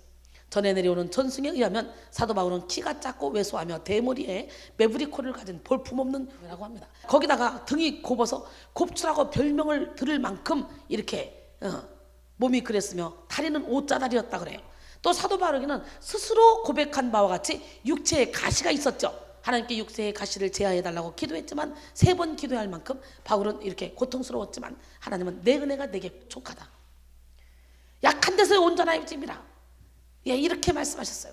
예, 고린도서 12장 7절로 10절이죠. 여러 계시를 받은 것이 지극히 크므로 너무 자만하지 않게 하시라고 내 육체의 가시 곧 사탄의 사자를 내게 주셨으니. 여러분, 여러 계시를 받은 것이 지극히 크다 그랬죠. 이 사도 바울은 여러 가지 계시를 받았는데 이 말씀 전에 고린도서 12장 1절로 4절까지 보니까 3층전까지 올라왔던 기억이 있죠. 여러분, 저 역시요 수도 없이 천국을 드나들었어요. 이야, 진짜 신바람 나요. 여러분 영이 깨어 있으면요 영육이 분리되기도 해요. 여러분요 정신은 말짱한데 영이 깨어서 세계 일주를 하고 오기도 해요. 여기서 우리 양 목사님이 여기서 훈련 받을 때 터보머리 여행을 데려간다는 거예요. 거기 단풍이 좋다고. 근데 터보머리 가기 전날 내가 꿈을 꿨는데 환상을 봤는데 이야 가는 길과 그 지역을 다 봤어요. 나는 그게 터보머리인지 몰랐어요. 야 재밌다 너무 좋다 너무 아름답다 그랬는데 갑자기요 터보머리 간다고 가는데 배를 타고 쫙 이렇게 단풍놀이를 가는데 어머 내가 꿈속에서 본 그 길을 그대로 가고 있는 거예요. 여러분 여러분의 영은 깨어있기를 원합니다. 옆 사람 바라보고 영 깹시다. 하나님은 살아계셔요. 영적인 세계의 비밀 어마어마합니다. 이 세계 앞으로 하나씩 뚜껑을 열어줄 텐데 이야 하늘이 열리는 축복도 받았고 하늘에서 음성이 들린 게 그대로 내 삶에 이루어지고 있고 예 사도 바울도 3층전까지 갔다 왔는데 내가 몸 안에 있었는지 몸 밖에 있었는지 모른다고 2번이나 말하잖아요. 저 역시 마찬가지예요. 그런 능력을 체험해야 돼. 기독교는 체험의 종교예요. 그러나 체험하고 믿는 것보다 안 보고 믿는 믿음이 더 좋다는데 우리가 안 보고 믿을 만큼 그렇게 참 순진하지가 않아. 맞아 안 맞아? 그래서 이왕이면 보고 믿어야 되는 거예요. 열릴지어다 마음이 청결한 자에게 하나님이 보여준다 그랬어요. 아멘. 예. 내 육체의 가시 곧 사탄의 사자를 주셨으니 이 나를 쳐서 너무 자만하지 않게 하려 하심이라. 세상에 하나님이 쓰는 사도 바울에게 사탄의 사자를 줬대네. 그러니까 사탄도 하나님이 부리는 영이야. 우리를 겸손하게 하려고. 예. 이것이 내게서 떠나가게 하기 위하여 3번 주께 간구하였더니 나에게 이르시기를 내 은혜가 내게 족하도다. 이는 내 능력이 약한 데서 온전해짐이라 하신지라. 그러므로 도리어 크게 기뻐함으로 나의 여러 약한 것들에 대하여 자랑하리니 이는 그리스도의 능력이 내게 머물게 하려 함이라. 그러므로 내가 그리스도를 위하여 약한 것들과 능력과 궁핍과 박해와 곤고를 기뻐하노니 이는 내가 약한 그때의 강함이라 그랬어요. 약할 때 강함 주시는 하나님은 누구 하나님? 그 하나님은 살아계십니다. 예, 육체의 가시의 정확한 병명에 대해서는 알 수 없지만 많은 신학자들이 안질이나 간질과 같은 육체의 질병이었을 것이라고 이렇게 생각하죠. 바울은 열악한 신체 조건을 가지고 있었습니다. 게다가요 사도 바울이 말더듬이었다고 그래요. 말도 제대로 못했대요. 예, 말더듬이었을 것이라는 설이 있을 만큼 사도 바울은 웅변술에 취약했습니다. 그래서 이런저런 이유로 고린도 교회 교인들에게 무시를 받았어요. 고린도서 10장 7절로 11절 보니까 너희는 외모만 보는 거다. 너희는 외모만 보는 도다. 만일 사람이 자기가 그리스도에게 속한 줄을 믿을진데 자기가 그리스도에게 속한 것 같이 우리도 그러한 줄을 자기 속으로 다시 생각할 것이라. 주께서 주신 권세는 너희를 무너뜨리려고 하신 것이 아니요 세우려고 하신 것이니 내가 이에 대하여 지나치게 자랑하여도 부끄럽지 아니하리라. 이는 내가 편지들로 너희를 놀라게 하려는 것 같이 생각하지 않게 하려 함이라. 그들의 말이 그의 편지에는 무게가 있고 힘이 있으나 그가 몸으로 대할 때는 약하고 그 말도 시원치 않다 하니 편지는 무게가 있고 힘이 있는데 그게 직접 볼 때는 몸도 약하고 말도 시원치 않다는 거예요. 아니 이런 사람은 우리가 떠나 있을 때 편지들로 말하는 것과 함께 있을 때 행하는 일이 같은 것임을 알지라 그랬어요. 여러분 진짜 말은 시원치 않았나 봐. 사도 바울은 이순이는 말도 잘하잖아. 아멘이 없다 떨어지거늘 이렇게 보니 죽었는지라. 바울이 내려가서 그 위에 엎드려 그 몸을 안고 말하되 떠들지 말라 생명이 그에게 있다 하고 올라가 떡을 떼어 먹고 오랫동안 곧 날이 새기까지 이야기하고 떠나니라. 사람들이 살아난 청년을 데리고 가서 적지 않게 위로를 받았더라 그랬어요. 여러분 당시 고린도 교인들은 외모 지상주의에 빠진 사람들이 많았습니다. 고린도는 고대 그리스 시대의 유명한 상업도시였으며 무역항이었어요. 고린도 시민의 대부분이 상인 계급이었기 때문에 부를 숭배했고 항구 도시의 특성인 향락과 태폐 문화 그리고 자유분방함이 있었습니다. 이런 풍토는 고린도 교회에 자연스럽게 교회에도 형성이 돼서요. 서로 당을 짓고 세상에 부를 쫓는 것과 거짓 선생들의 가르침이 난무했죠. 이렇게 고린도 교인들은 세속적 가치관에 젖어서 사도 바울을 외모로 판단했고 심지어 그의 사도권까지 공격했습니다. 이런 상황 속에서 사도 바울의 마음이 얼마나 힘들었겠습니까? 오직 복음을 위해서 달려가는 삶을 사는데 이처럼 수많은 고난과 박해를 받고 무시와 판단의 소리를 들어야 했으니 얼마나 고달팠겠냐 이거죠. 그런데 사도 바울은 역전의 명수였습니다. 그는 그리스도의 십자가가 역전의 자리임을 분명히 알았습니다. 그래서 그는 당연히 억울할 것 같은데 억울하지 않았고요. 당연히 기죽을 것 같은데 기죽지 않았어요. 당연히 절망할 것 같은데 절망하지 않았습니다. 사도 바울은 오히려 당연했고 당당했고 오히려 행복했으며 오히려 풍요롭게 살았습니다. 오늘 우리는 사도 바울처럼 역전의 은혜를 누려야 돼요. 오늘 본문에서 사도 바울은 자신에게 7가지 역전의 은혜가 있음을 말했습니다. 첫 번째, 속이는 자 같으나 참된 자의 삶. 할렐루야. 많은 사람이 보기에 사도 바울은요 속이는 자 같았어요. 왜? 이 바울을 향한 소문 중에 하나로 사기꾼이나 거짓 사도로 매도당한 것을 가리키죠. 쟤는 사도가 아니라는 거죠. 사도권을 계속적으로 의심받았어요. 12사도 중에 끼지 않았기 때문에. 사도행전 16장 21절에 보니까 로마 사람인 우리가 받지도 못하며 행함성을 전했다 그러죠. 왜? 지금 점치는 여인의 귀신을 쫓아냈어요. 쫓아다니면서 당신은 주 예수 그리스도의 종이라고 그러면서 막 쫓아다니잖아요. 비아냥거리면서. 그래가지고 그 귀신을 쫓아냈더니 그 사람을 통해 그 여인을 통해 점쳐서 이익을 얻는 주인들이 고발을 해버렸어. 고발할 때 어떻게 했냐? 로마 사람인 우리가 받지도 듣지도 못하는 그런 풍속을 전한다. 이 사람 이상하다. 그래서 잡아갔잖아요. 식은 두들겨 맞고 감방에 들어갔잖아요. 사도행전 26장 4절에도 보니까 바울이 이같이 변명하며 베스도가 크게 소리내어 이르되 바울아 내가 미쳤도다. 내 많은 학문이 너를 미치게 한다. 미친 소리를 들었어요. 바울이 일당이 미쳤다고 소리를 들었어요. 그러나 바울은 말합니다. 우리는 속이는 자 같으나 참되다. 이런 비난을 바울뿐만 아니라 예수님도 동일하게 당했잖아요. 예수님도 귀신 쫓아냈더니 귀신의 왕 바알세부를 힘입어 쫓아냈다 그러면서 예수님의 가족들까지도 예수님을 미친 사람 취급했잖아요. 바울은 자신과 관련된 비난에 대한 참되다라는 말로 응답을 합니다. 참되다에 해당하는 단어는 속이다에 반대되는 단어로 진실하고 정직한 것을 가리키죠. 즉 바울은 오히려 복음 진리에 앞서 굳게 서 있음을 나타내 주는 것이라고 할 수 있죠. 당시 많은 사람들이 예수님의 부활을 믿지 않았어요. 그래서 사도 바울은 예수님의 부활에 대해서 진파했죠. 그것이 거짓말처럼 들린 거예요. 믿지 않는 사람들에게는. 사두개인들이 안 믿었잖아요, 부활을. 그러니까 믿지 않는 사람들이 볼 때는 거짓말처럼 들린 거예요. 그러니까 속이는 자 같이 들린 거예요. 고린도서 13절로 15절 만일 죽은 자의 부활이 없으면 그리스도도 다시 살아나지 못하셨느니라. 그리스도께서 만일 다시 살아나지 못하셨으면 우리가 전파하는 것도 헛것이요 또 너희 믿음도 헛것이며 또 우리가 하나님의 거짓 증인으로 발견되리니 우리가 하나님이 그리스도를 다시 살리셨다고 증언하였습니다. 만일 죽은 자가 다시 살아난 일이 없으면 하나님이 그리스도를 다시 살리지 아니하셨으리라 그랬어요. 그러나 사도 바울은 결코 속이는 자가 아니라 진리를 선포한 제자였죠. 그런데 오늘날 많은 주의 종들이 속이는 자 같으나 참된 자의 삶을 사는 것이 아니라 참된 자 같으나 속이는 자의 삶을 살고 있습니다. 그래서 성도들이 미혹돼서 지금 심각한 그런 지경에 이르렀어요. 그래서 오늘날은 교회가 세상을 걱정하는 것이 아니라 세상이 교회를 걱정하는 시대에 왔단 말이죠. 오늘 여러분 모두가 다 영분별의 은사를 받기를 원합니다. 영혼을 살리고 진리를 깨우치는 말씀을 증거하기보다 교회를 성장시키고 자기 인기를 누리며 사람들 귀에 듣기 좋은 설교를 하는 그런 목사들이 얼마나 많이 있습니까? 그래서 현대 교회에서 사랑과 정의로 징계하는 목회자를 찾아보기는 쉽지가 않다는 거죠. 자아를 무너뜨리고 육체의 정욕을 십자가에 못 박도록 훈련시키는 주의 종을 찾기가 않아요. 그러나 하나님은 사랑하는 자녀에게 인생 막대기로 사람 채찍으로 징계하신다는 걸 알아야 돼요. 그런데 목회자 스스로도 무엇이 참된 진리인지 분별하지 못하기 때문에 맹인이 돼서 성도들을 인도하고 있단 말이죠. 얼마나 안타까운지 몰라요. 마태복음 15장 14절에 그냥 두라 그들은 맹인이 되어 맹인을 인도하는 자로다. 여러분, 여러분의 영혼은 여러분이 지켜야 됩니다. 그 어느 누구도 여러분의 영혼을 지켜줄 수 없습니다. 거짓 선자가 난무한 이 시대에 여러분의 영혼을 마음 놓고 맡길 만한 그런 지도자가 많지 않다는 걸 알아야 돼요.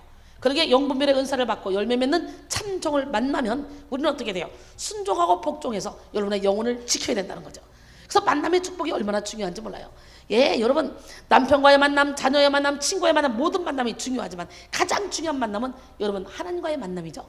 그런데 하나님과 만나기 위해서는 우리가 영적으로 무지하기 때문에 먼저 영적인 세계에 들어간 영적인 안내자를 만나는 것이 얼마나 중요한지, 그 훌륭한 영적인 안내자를 만났다면 우리는 무조건 순종하고 복종하고 영적인 안내자의 지도를 받아야 돼요. 히브리서 13장 7절, 하나님의 말씀을 너희에게 일러주고 너희를 인도하던 자들을 생각하며 그들의 행실의 결말을 주의하여 보고 그들의 믿음을 본받으라. 아무나 본받는 게 아니라 그들의 행실의 결말을 주의하여 보고 본받으라는 거예요. 그리고 17절에 보니까 너희를 인도하던 자들에게 순종하고 복종하라. 그들은 너희 영혼을 위하여 경성하기를 자신들이 청선할 자인 것 같이 하느니라. 그들로 하여금 즐거움으로 이것을 하게 하고 근심으로 하게 하지 말라. 그렇지 않으면 너희에게 유익이 없느니라 그랬어요. 예, 이 말씀을 세 번역으로 보면 여러분의 지도자들의 말을 고지 듣고 그들에게 복종하십시오. 그들은 여러분의 영혼을 지키는 사람들이요, 이 일을 장차 하나님께 보고 드릴 사람들입니다. 그러므로 여러분 그들이 기쁜 마음으로 이 일을 하게 하고 탄식하면서 하지 않게 해주십시오. 그들이 탄식하면서 일하는 것은 여러분에게 유익이 되지 못합니다. 이렇게 말합니다. 여러분 절대로 표적만 보고 따라가서는 안 돼요. 오늘날 많은 거짓 선자들이 표적을 나타내며 많은 영혼들을 어둠 가운데로 끌고 갑니다. 마태복음 24장 24절에 거짓 그리스도들과 거짓 선자들이 일어나 큰 표적과 기사를 보여 할 수만 있으면 택하신 자들도 미혹한다 그랬어요. 테살로니가 후서 2장 9절로 12절 보니까 악한 자의 나타남은 사탄의 활동을 따라 모든 능력과 표적과 거짓 기적과 불의의 모든 속임으로 멸망한 자들에게 있으리니 이는 그들이 진리의 사랑을 받지 아니하여 구원함을 받지 못함이라. 이러므로 하나님이 미혹의 역사를 그들에게 보내사 거짓 것을 믿게 하시면 진리를 믿지 않고 불의를 좋아하는 모든 자들로 하여금 심판을 받게 하려 하심이라 그랬어요. 그래서 우리는 어떻게 돼요? 철저히 열매 맺는 삶을 살아야 됩니다. 마가복음 16장 17절로 20절까지 보면요, 믿는 자들에게 따르는 표적이 나옵니다. 믿는 자들에게 이런 표적이 따르니 곧 그들이 내 이름으로 귀신을 쫓아내며 새 방언을 말하며 뱀을 집어올리며 무슨 독을 마셔도 해를 받지 않냐고 병든 사람에게 손을 얹은 즉 나으리라 하시니라. 할렐루야. 주 예수께서 말씀을 마치신 후에 하늘로 올려지사 하나님 우편에 앉으십니다. 제자들이 나가서 두루 전파할세. 주께서 함께 역사하시사 그 따르는 표적으로 말씀을 확실히 증언하였다. 뭐로? 사람들이 안 믿으니까 이런 증거를 보여주는 거예요. 증거가 중요한 게 아니라 말씀을 확실히 증거하기 위해서 이런 표적을 나타내 준다는 거예요. 그러니까 우리는 표적 쫓아가기보다 말씀을 쫓아가야 되는 거예요. 요점은 그거란 말이에요. 요한복음에는 많은 표적들이 나타나죠. 그 중에 대표적인 표적 7개가 나타나요. 가나 혼인잔치에 물로 포도주를 만든 사건, 왕의 신하의 아들을 고친 사건, 베데스다 연못가에 38년 된 병자를 고친 사건, 오병 이어의 기적 사건, 그리고 무리를 걸으신 사건, 나면서부터 맹인된 자를 고친 사건, 그리고 죽은 나사로를 살린 사건 나오죠. 그런데요, 요한복음 20장 29절로 31절까지 보니까 예수께서 이랬을 때 너는 나를 본고로 믿느냐? 왜? 예수님이 부활하신 후에 제자들에게 나타났잖아요. 그래서 거기서 너에게 평강이 있을지어다 그렇게 말씀하시면서 손과 옆구리를 보여주니까 제자들이 굉장히 기뻐했죠. 그러니까 예수님이 두 번째로 너에게 평강이 있을지어다 그렇게 선포를 해요. 첫 번째 평강의 선포는 너희의 죄를 내가 용서해 줄게. 두 번째 평강 선포는 야 이제는 나가서 복음을 증거해, 그겁니다. 너에게 평강이 있을지어다 두 번째 선포한 후에 성령을 받으라. 아버지께서 나를 보낸 것처럼 나도 너희를 세상에 보내느라. 너희가 누구의 죄든지 사하면 사해질 것이요 누구의 죄든지 그대로 서면 그대로 있으리라. 그러고 가셨어요. 그랬더니 이제 제자들이 도마에게 말하는 거예요. 도마 세상에 우리가 주님을 만났잖아. 나는 내가 직접 손으로 못자국을 만져보고 옆구리를 놓보지 않으면 난 안 믿어. 그러니까 주님이 또 나타나셨어 그 자리에. 그리고는 주님이 다시 너에게 평강이 있을지어다. 그러니까 어디든지 주님이 가시는 곳에는 평강을 선포하십니다. 그러기에 여러분이 진짜 예수를 믿으면 여러분의 마음에 평안이 있어야 돼요. 어떤 환경, 어떤 상황 가운데서도 관계없어요. 우리의 영혼은 평안이 있어야 돼요. 할렐루야. 왜? 우리의 시민권은 천국에 있기 때문에. 이 땅에서 어떤 어려움을 당해도 우리의 영혼은 터치를 받지 않아요. 우리의 영혼은 천국에 있어요. 그러니까 항상 평강이 여러분에게 있어줘야 돼요. 저는 360을 평강합니다. 제자 양성시킬 때는 거룩한 분노가 나오죠. 그러나 내 영은 전혀 다치지 않습니다. 우리 하나님은 멋쟁이 하나님이에요. 그랬는데 도마가 못 믿겠다는 거예요. 그러니까 이제 오늘 이 말씀을 하시는 거예요. 예수께서 이르시되 너는 나를 본고로 믿느냐? 도마에게 보여줬거든. 그랬더니 내 주여 그러고 믿잖아 도마가. 그러니까 너는 나를 본고로 믿느냐? 보지 못하고 믿는 자들이 복되도다 하시니라.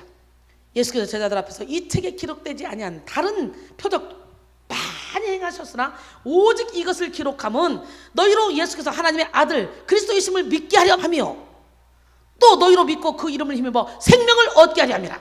한마디로 이런 이적과 기적과 표적은 우리가 예수를 믿게 하고 우리가 예수를 믿고 구원받게 하기 위함이라는 거예요. 표적이 초점이 아니라는 거예요. 할렐루야. 그러게 우리는 열매 맺는 삶을 살아야 됩니다. 마태복음 7장 18절로 25절 보니까 좋은 나무가 나쁜 열매를 맺을 수 없고 나쁜 열매가 아름다운 열매를 맺지 아니하는 나무마다 찍혀 불에 던져지느니라. 그러므로 그들의 열매로 그들을 알리라. 할렐루야. 나더러 주여 주여 하는 자마다 다 천국에 들어갈 것이 아니요 다만 하늘에 계신 내 아버지의 뜻대로 행하는 자라에 들어가리라. 믿으십니까? 그날에 많은 사람이 나더러 이르되 주여 주여 우리가 주의 이름으로 선자 노릇하며 주의 이름으로 귀신을 쫓아내며 주의 이름으로 많은 권능을 행하지 아니하니까 하리니 그때 내가 그들에게 밝히 말하되 내가 너희를 도무지 알지 못하니 불법을 행하는 자들아 내게서 떠나가라 하리라. 그러므로 누구든지 나의 이 말을 듣고 행하는 자는 그 집을 반석 위에 지어놓은 사람 같으리니 비가 내리고 창수가 나고 바람이 불어 그 집에 부딪히되 무너지지 아니하나니 이는 추추를 반석 위에 놓은 까닭이요. 할렐루야. 예, 난 여러분 모두가 다 열매 맺는 삶을 살기로 합니다. 하나님의 동력자로서 가르치고 권면하며 때로는 사람의 막대기와 인생의 채찍으로 징계까지 할 수 있는 그런 여러분이 되어야 될 줄 믿습니다. 기적의 하나님은 누구 하나님? 진짜 여러분 사람의 매와 인생의 채찍으로 징계받는 것을 두려워하지 마십시오. 하나님은 사랑하는 자를 징계하십니다. 사무엘하 7장 14절에 나는 그에게 아버지가 되고 그는 내게 아들이 되리니 그가 만일 죄를 범하면 내가 사람의 매와 인생의 채찍으로 징계하려니와. 할렐루야. 예, 잠언 3장 12절에 대저 여호와께서 그 사랑하시는 자를 징계하시기를 마치 아비가 그 기뻐하는 아들을 징계한 같이 하느니라 그랬어요. 우리 훈련생들은요 제가 야단을 치면 삐칠 것 같지만 야단을 치면 다 풀려버려요. 분명히 지가 잘못을 했는데 제가 야단을 안 친다 그러면 불안해. 근데 제가 막 야단 치죠 그러면 확 풀려가지고 원장님 더 야단 더 주세요. 내가 지나가다 팍 박으면 원장님 여기도 막아주세요. 쫓아다녀요. 내가 가다가 등짝 한번 팍 치면 원장님 여기도 쳐주세요. 이러고 쫓아와요. 야단도 못 쳐요. 내가 야단 치면 오히려 더 좋아해. 웃기잖아요. 예, 그러면서 깨지고 부서지고 무너져서 우리 자신도 모르는 사이에 예수 그리스도를 닮아가는 것이죠. 잠언 9장 7절로 10절 거만한 자를 징계하는 자는 도리어 능력을 받고 악의를 책망하는 자는 도리어 흠이 잡히느니라. 거만한 자를 책망하지 말라. 그가 너를 미워할까 두려우니라. 지혜 있는 자를 책망하라. 그가 너를 사랑하리라.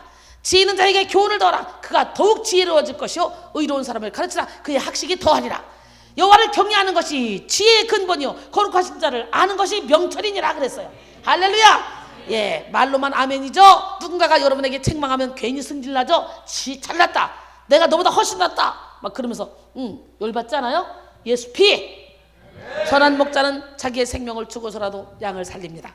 참된 주의 종은 욕을 먹고 미움을 받는 한이 있어도 영혼을 진리의 길로 인도합니다. 우리는 예수님을 닮아야 돼요.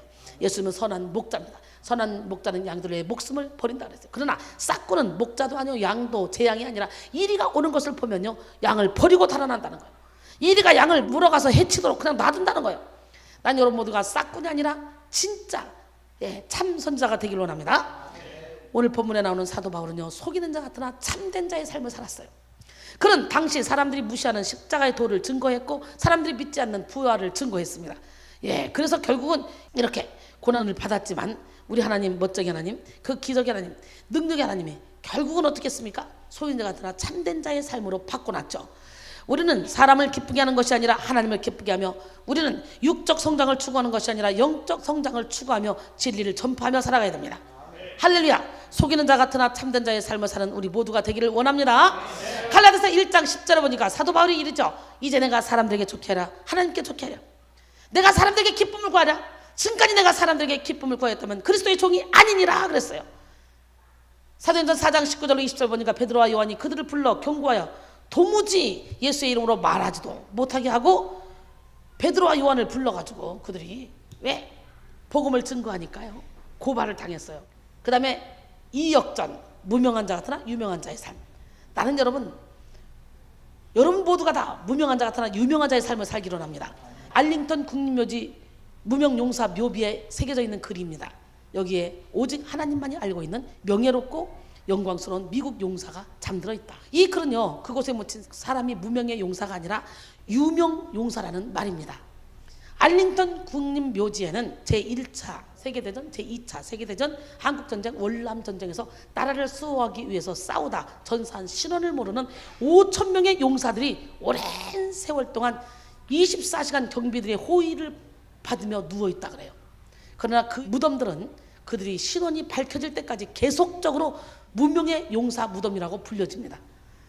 바울은 고린도에서 사역하는 디도에게 복음 안에서 칭찬을 받은 한 무명의 형제를 마게도냐 교회에게 동역자로 보내죠. 고린도 후서 8장 18절에 보니까 또 그와 함께 그 형제를 보내었으니 이 사람은 복음으로써 모든 교회에서 칭찬을 받는 사람이요. 이름이 없어요. 무명 용사입니다. 이뿐 아니라 그는 동일한 주의 영광과 우리의 열심을 나타내기 위하여 여러 교회의 택함을 받아 우리가 맡은 은혜의 일로 우리와 동행하는 자다 그랬어요. 예. 또 22절에 보니까 그들과 함께 예수를 경배하기 위해 찾아온 무명의 동방 박사들이 있었습니다. 예수님께 값비싼 향료를 부은 무명의 여인, 두렙돈을 헌금함에 넣은 가난한 과부, 나만의 나병을 고치는 일에 결정적으로 역할을 한 그런 계집종, 이스라엘에서 포로로 잡아온 그 계집종 등등 이름 없는 무명의 사람들이 많이 있죠. 비록 아무도 자신의 이름을 기억해 주지 않았지만 하나님께서 부르신 삶의 현장에서 믿음으로 사명을 감당한 사람들이죠. 인류의 역사는 유명한 자가 되기를 원하는 사람들의 투쟁의 역사라고 볼 수도 있습니다. 이렇게 누구나 할 것 없이 유명해지기를 원하죠. 유명해지기를 원하는 사람들은 유명한 예술가, 유명한 정치가, 유명한 재벌, 유명한 학자, 유명한 연예인, 등등 유명한 가수 막 그래서 이름을 떨치려고 안간힘을 씁니다. 하다못해 목회자들도 유명한 사람이 되기 위해서 돈을 써서 총회장 선거에 나가고 돈을 써서 신학교 총장이 되려고 불법을 자행하면서도 그것이 잘못된 행동이라는 걸 모릅니다. 참으로 안타깝죠. 사람들은 유명한 자가 되기 위해 자기 이름을 내기 위해 바벨탑같이 막 쌓아냅니다. 바벨탑을 쌓는 이유가 뭐였습니까? 이야, 세상에 노아의 홍수 이후에 아직도 노아가 살아있는데 후예들이요 노아가 살아있는 그 상태에서 바벨탑을 쌓습니다. 홍수 사건 이후에 노아가 홍수 이후에 한 건 뭔 줄 알아요? 포도 농사를 져서 술을 먹고 하체를 드러내고 그냥 잠자다가 둘째 아들 함이 어머 형 동생 이리 와봐 그랬다가 그냥 술 깬 김에 형과 동생은 뒷걸음질 쳐서 아버지 하체를 보지 않고 옷으로 덮어줬잖아. 술을 깨서 그 함이 한 걸 알고요 자기 아들을 저주한 게 아니라 자기 아들의 아들 손주를 저주하는 가나안을 저주해버리잖아요. 한 일은 그거밖에 없어요. 믿음의 조상으로서 후예들을 잘 가르쳤어야 되는데 온 인류를 멸한 거 봐. 우리 가족만 살았잖아. 하나님이 무지개 언약을 줘서 다시는 홍수로 멸하지 않는다고 약속하셨으니까 우리는 절대로 하나님의 말씀 외에 우리가 막 우리 영혼을 지키려고 해서는 안 돼. 가르쳤어야 됩니다. 그러나 그 트라우마죠. 어떻게 하나님이 온 인류를 멸할 수 있을까? 말도 안 돼. 그런 생각이 그들에게 있었기 때문에 아니야, 우리가 혹시라도 홍수 나도 우리가 살아야 돼. 우리가. 그래서 바벨탑을 막 쌓기 시작합니다. 온 땅의 언어가 하나요 말이 하나였더라. 이에 그들이 동방으로 옮기다가 신할 평지를 만나 거기 거주하며 서로 말하되 자 벽돌을 만들어 견고히 굽자 하고 이에 벽돌로 돌을 대신하며 역청으로 진흙을 대신하고 또 말하되 자 성읍과 탑을 건설하여 그 탑 꼭대기를 하늘에 닿게 하여 우리 이름을 내고 온 지면에 흩어짐을 멸하자 그랬어요. 기가 막히잖아요. 결국 하나님은 언어를 흩어 바벨탑 쌓는 것을 중지시켰습니다. 여러분, 사람들은 누구나 유명한 자가 되기 원하고 자신의 삶을 자신이 지키고 높아지려고 탑을 쌓습니다. 그러나 우리 하나님은 무명한 자로 사셨어요. 예수님은 베들레헴의 마곡간에서 태어나서 말구유에 누이셨고 30세가 되실 때까지 무명한 목수를 사셨습니다. 공생의 사역 기간 중에도 예수님은 인기를 쫓지 않고 십자가의 길로 묵묵히 걸어가셨고 마침내 십자가에서 죽으셨죠. 이렇게 예수님은 무명한 자로 오셔서 무명한 자로 죽으셨으나 하나님은 모든 이름 위에 뛰어난 이름을 주셔서 할렐루야! 결국 예수님을 무명한 자 같으나 유명한 자로 만들어 놓으셨습니다. 믿으십니까? 예, 사람의 모양으로 나타나서 자기를 낮추시고 죽기까지 복종하셨으니 곧 십자가에 죽으심이라. 그러므로 하나님이 그를 지극히 높은 모든 이름 위에 뛰어난 이름을 주사 하늘에 있는 자들과 땅에 있는 자들과 땅 아래에 있는 자들로 모든 무릎을 예수의 이름에 꿇게 하고 모든 입으로 예수 그리스도를 주라 시인하여 하나님 아버지께 영광을 돌리겠다 그랬죠. 빌립보 2장 8절로 11절까지 보니까 멋지지 않습니까? 역전이에요, 역전. 예수님을 쫓았던 사도 바울도 유명세를 쫓지 않았습니다. 그는 무명한 자로 사역했고 무명한 자로 헌신했습니다. 하지만 사도 바울은 사람들 사이에서는 유명하지 않았을지라도 천사와 하나님 앞에서는 유명한 사람이었어요. 아멘. 그래서 그는 자신 있게 자신의 삶이 무명한 것 같으나 유명한 삶이라고 이렇게 말합니다. 우리는 사람들에게 유명한 삶을 산 후에 예수님이 기억하지 못하는 그런 삶이 아니라 사람들에게는 인정받지 못한다 할지라도 예수님께 기억되는 그런 삶을 살아야 돼요. 이 땅에서는 무명한 자로 살더라도 천국에서는 유명한 자로 살아야 되잖아요. 본문의 무명한 자는 원어로 아고누메노이 이건데요, 무시를 당하는 자라는 뜻도 가지고 있어요. 앞서 말씀드린 바와 같이 사도 바울은 많은 대적들로부터 무시받는 삶을 살았어요. 그러나 그는 주님의 칭찬을 갈망하며 모든 무시를 딛고 표대를 향해 전진해 나갔습니다. 지금 예수님 이후 최고의 업적을 남긴 전도자, 신학자, 영성가로 모든 세상 사람들이 다 알아요. 이렇게 유명한 영성가가 되었죠. 이렇게 사도 바울은 무명한 자 같으나 유명한 자로서 역전의 은혜를 누렸습니다. 역전의 은혜가 여러분 모두에게 있기를 바랍니다. 그 다음에 세 번째 역전, 죽은 자 같으나 산 자의 삶. 복음 전파를 위해 먹지 못하고 자지 못하고 온갖 고난과 박해를 당한 사도 바울의 삶은 그야말로 죽은 자 같은 삶이었습니다. 그는 자주 옥에 갇혔으며 매를 맞았으며 여러 번 죽을 뻔했죠. 그런데 그의 인생은 예수 그리스도의 생명으로 충만한 그야말로 생생하게 살아있는 인생이었어. 그러니까 아까 점치는 여인을 귀신을 쫓아냈더니 누명을 써서 감방에 갔지만 그 감방에 시큰 두들겨 맞고 착고에 채워서 감방에 가둬놨지만 이야 이게 웬일이야. 거기서 한밤중에 바울과 실라가 하나님을 찬양하고 기도합니다. 그럴 때 세상에 갑자기 큰 지진이 나서요, 이야 거기서 찬양하니까 하나님이 얼마나 기뻤는지 막 장단을 맞추신 거예요. 장단을 맞추다 보니까 막 그 옥토가 막 흔들리고 옥문이 열린 거예요.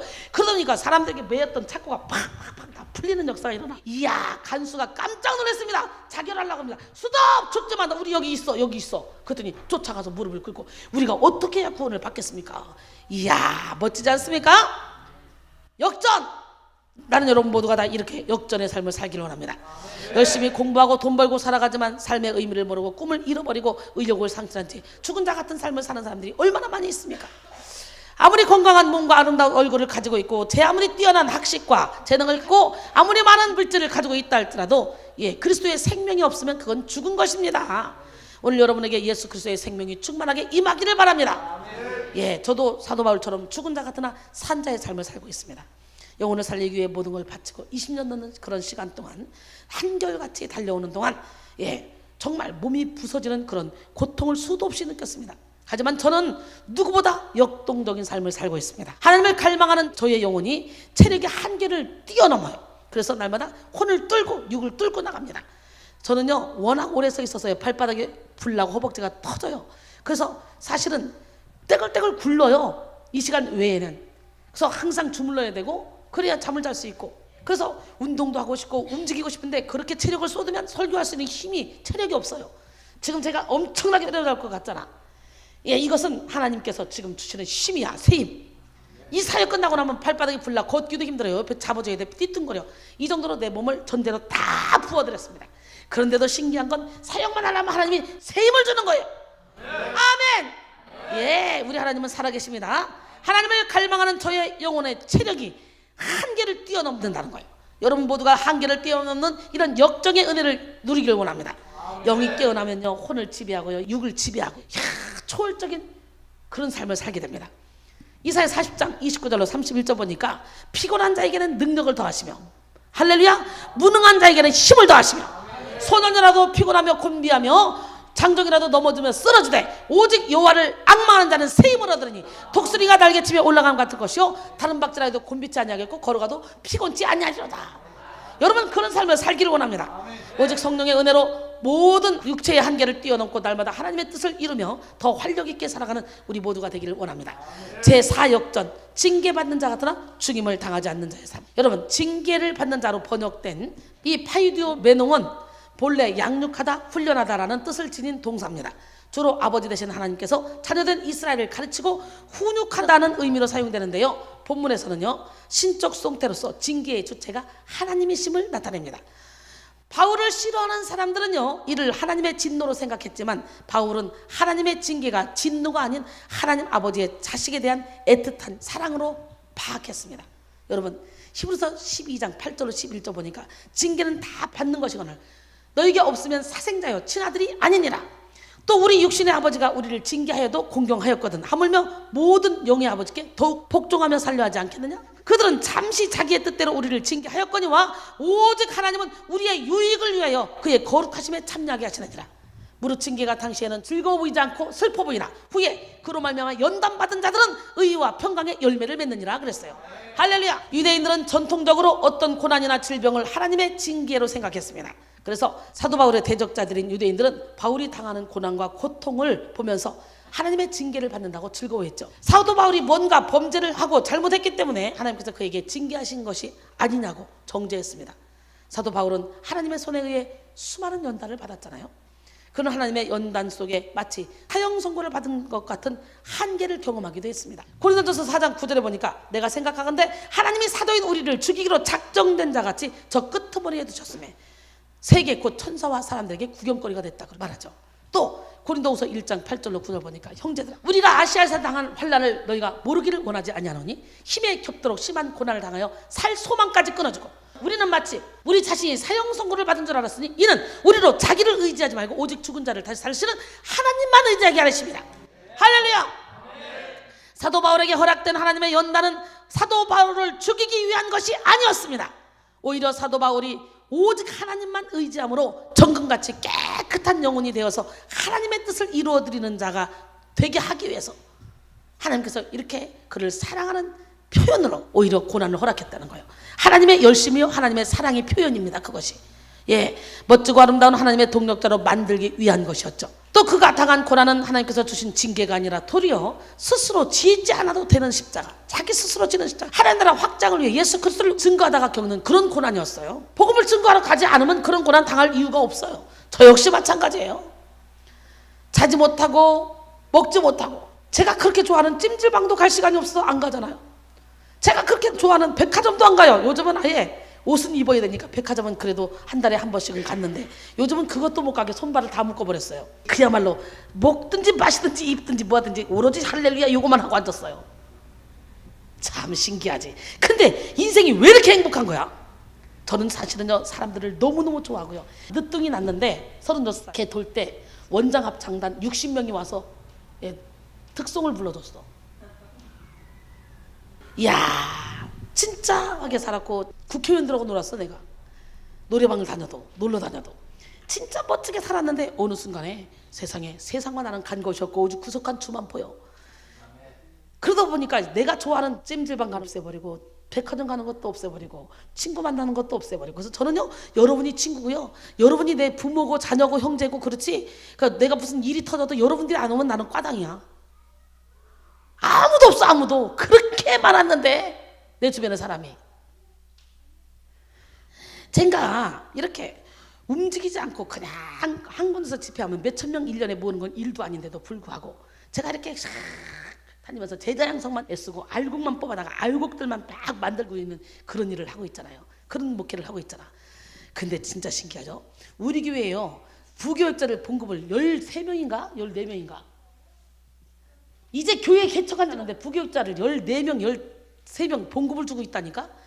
장학금을 몇 천만 원씩 주잖아요 한 번 줄 때마다. 근데 이야 장학금 줘서 키워놓으니까 이제 뭐가 문제냐면 장학금 줘서 키우는 것도 물을 넘치게 했다 이렇게 말합니다. 처음에는 자비장으로 선교를 시작했지만 고린도 교인들이 환난 가운데 넘치는 기쁨과 극심한 가난이 오히려 풍성한 연배를 넘치게 해서 이제 사도 바울은 전적으로 어떻게 선교사에게만 힘쓰게 됐어요. 그래서 고린도서 9장 5절에 보니까 내가 이 형제들로 먼저 너희에게 가서 너희에게 전에 약속한 면보를 미리 준비하도록 권면하는 것이 필요한 줄 생각하였노니 이렇게 준비해야 참 면보답고 억지가 아니니라. 미리 사람을 보내서 작정한 거 미리미리 준비해놔라. 내가 갈 때 그거 내야 되잖아. 이렇게 얘기하는 거예요. 이렇게 사도 바울은 가난한 중에 풍요의 역전을 이루며 살았습니다. 많은 사람을 부유케 하는 삶을 살았습니다. 잠언 11장 24절 25절 흩어 구제해도 더욱 부하게 되는 일이 있나니 과도히 아껴도 가난하게 될 뿐이라. 구제를 좋아하는 자는 풍족하여질 것이요 남을 윤택하게 하는 자는 자기도 윤택하여지리라 그랬어요. 제가 그런 삶을 살고 있잖아요. 주라 그리하면 누르고 흔들어 넘치도록 채워주리라. 너희가 헤아리는 그 헤아림으로 너희도 도로 헤아림을 받을 것이라 그랬는데 저는 정말 베풀고 나누는 걸 너무너무 좋아합니다. 그러다 보니까 우리 하나님이 마음껏 베풀고 나눌 수 있도록 뒤에서 서포트하는 사람들이 많아요. 우리는 우리 교인들보다 영성훈련 받으러 오는 사람들이 더 많은 예물을 드리고 그들이 더 뒤에서 저의 모든 서포트를 해주기 때문에 이렇게 마음껏 제가 제자 양성을 할 수 있는 거예요. 요즘 큰 교회에서도 풀 장학금 400만 원, 500만 원 한 번에 한 명 주기도 쉽지 않잖아. 그래서 우리는 몇 명씩 줍니다. 어떨 때는 10명, 어떨 때는 13명, 어떨 때는 12명, 어떨 때는 11명, 뭐 7명, 8명 계속적으로. 이야. 그러니 저는 제 것이 없어요. 돈이 들으면 어떤 애 장학금 줄까? 어떤 애 키울까? 어떤 애 옷 사줄까? 어떤 애 좀 사례비를 좀 올려줄까? 예, 참 신기한 마음이죠. 이게 뭐예요? 바로 주님이 주시는 마음이잖아요. 난 여러분 모두가 다 이렇게 가난한 자 같으나 모든 사람을 부욕해 하는 그런 삶을 살기를 원합니다. 부욕해 하고에 해당하는 플루티존 테스는요, 물질적 측면이 아니라 영적인 측면에서 풍요롭게 해준다는 의미입니다. 바울은 부요하게 해줄 부요 그 자체인 예수님을 소유함으로 다른 사람들을 다 부욕해 했습니다. 에베소 2장 4절로 7절, 긍휼이 풍성하신 하나님은 우리를 사랑하신 그 큰 사랑을 인하여 허물로 죽은 우리를 그리스도와 함께 살리셨고 또 함께 일으키사 그리스도 예수 안에서 함께 하늘에 앉히시니 이는 그리스도 예수 안에서 우리에게 자비하심으로써 그 은혜의 지극히 풍성함을 오는 여러 세대에 나타내려 하심이라 그랬어요.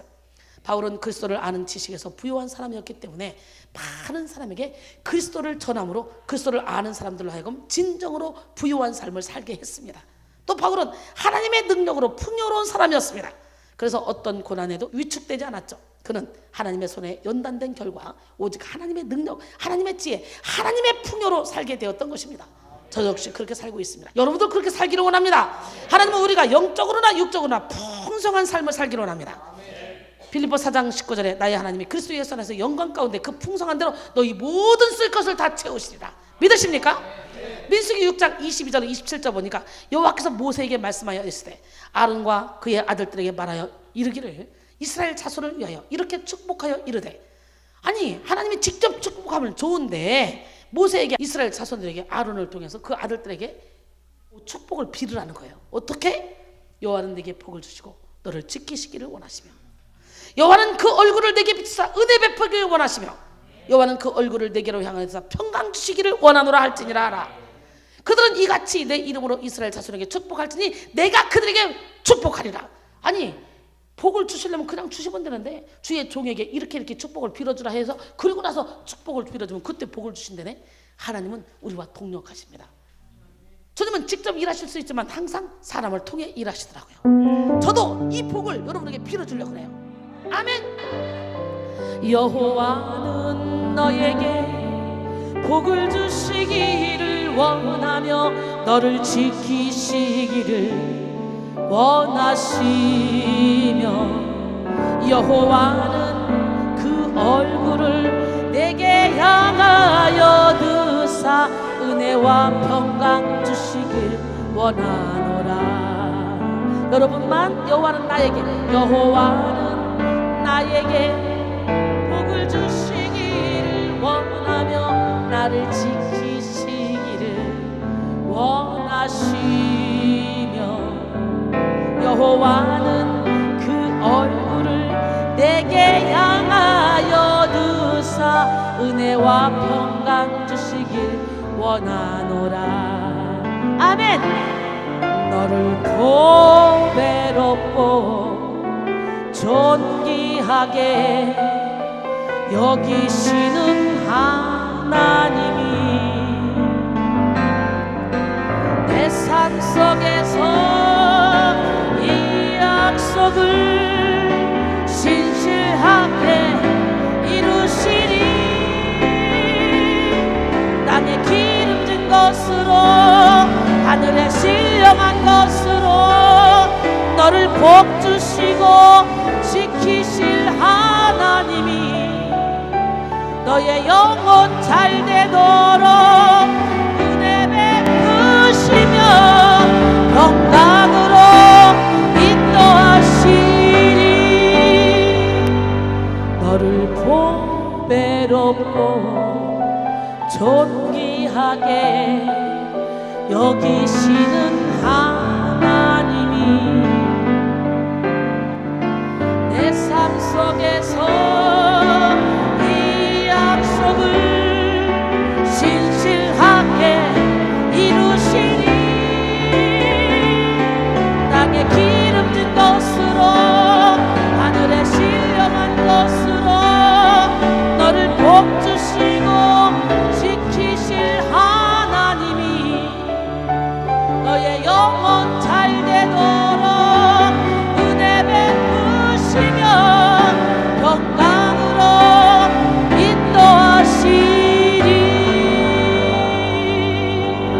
아멘이십니까? 예, 기적의 하나님은 살아계십니다. 그 다음에 마지막 역전, 아무것도 없는 자 같으나 모든 것을 가진 사. 사도 바울은 예수 그리스도를 만난 후에 예수 그리스도 외에 모든 것을 다 배설물로 여겼습니다. 그리고 표대를 향해 달려나갔습니다. 한때 자랑했던 그 학식, 가문, 율법 준수가 이제는 그에게 아무것도 아니었습니다. 여러분, 사도 바울은 결혼하지 않았기 때문에 지지해줄 아내도 없었고 자녀도 없었죠. 그에게는 정말 예수님밖에 없었습니다. 그러기에 사도 바울은 오직 예수님만을 향해 표대를 향해 달려갔어요. 사도 바울도 한때는요, 말씀의 빛을 받아 죄가 살아남으로 자신 속에 있는 악한 영과 싸울 힘이 없어서, 이 죄와 싸울 힘이 없어서 탄식했던 적이 있잖아요.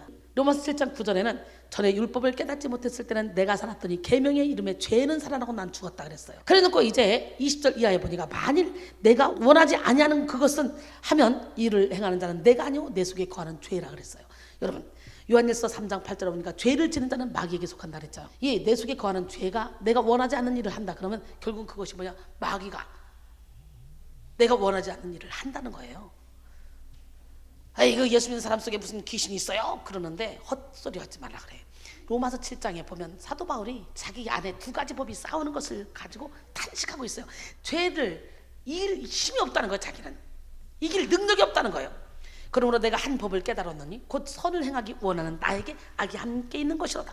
내 속사람으로는 하나님의 법을 즐거워하되 내 지체 속에서 한 다른 법이 내 마음의 법과 싸워 내 지체 속에 있는 죄의 법으로 나를 사로잡는 것을 보는도다. 오라, 나는 곤고한 사람이로다. 이 사망의 몸에서 누가 나를 건져내랴. 이러고 탄식하며 오직 주 예수 그리스도로 말미암아 하나님께 감사하리로다.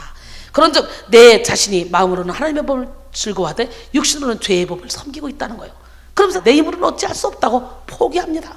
그리고 예수님만 의지하죠. 바울은 철저히 자신이 죄인 중에 괴수라는 걸 깨닫고 날마다 회개하며 죽는 삶을 살았습니다.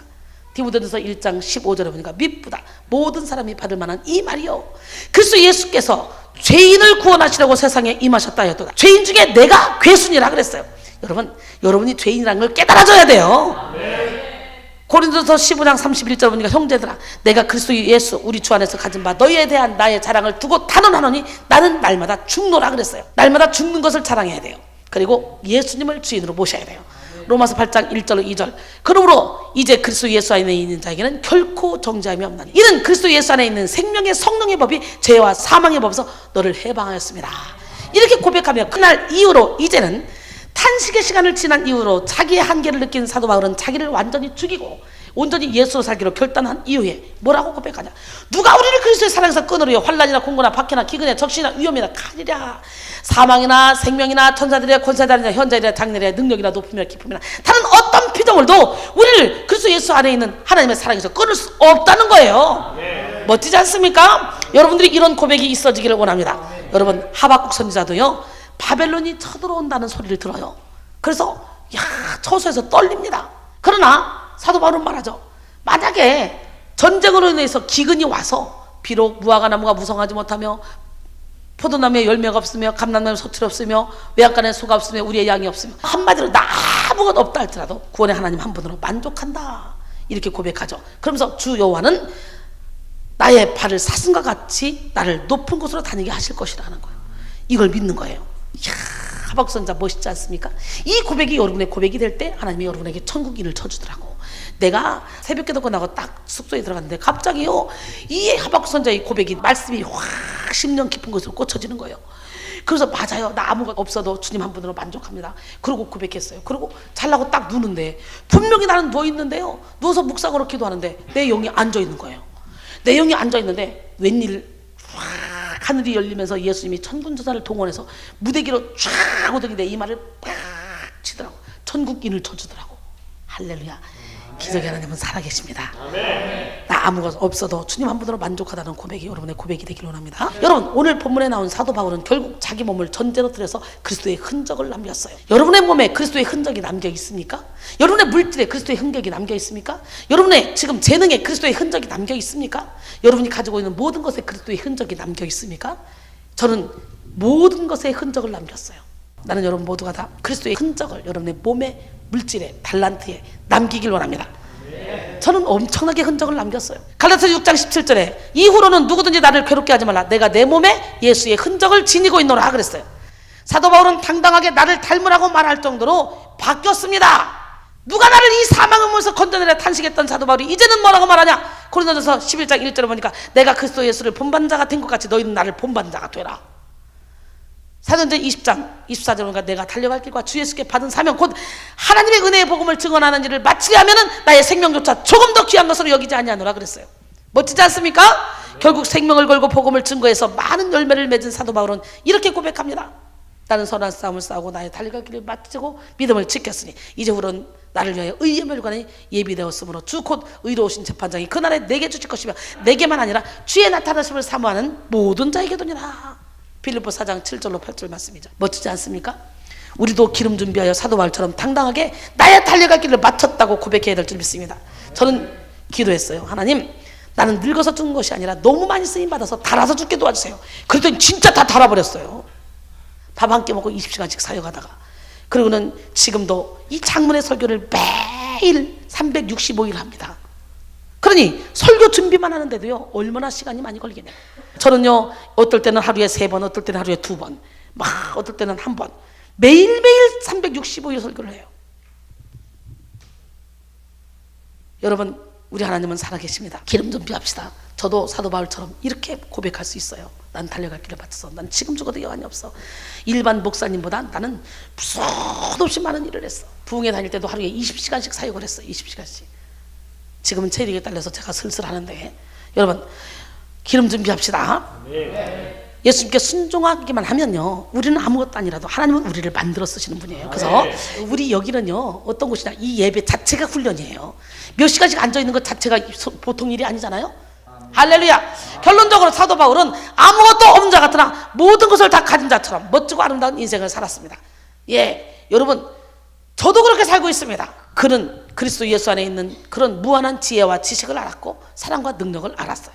그래서 사도 바울은 예수 그리스도에 인하여 모든 것을 가진 삶을 살았습니다. 이렇게 사도 바울에게 7가지의 역전의 은혜가 있었는데, 그는 속이는 자 같으나 참되고 무명한 자 같으나 유명한 자요.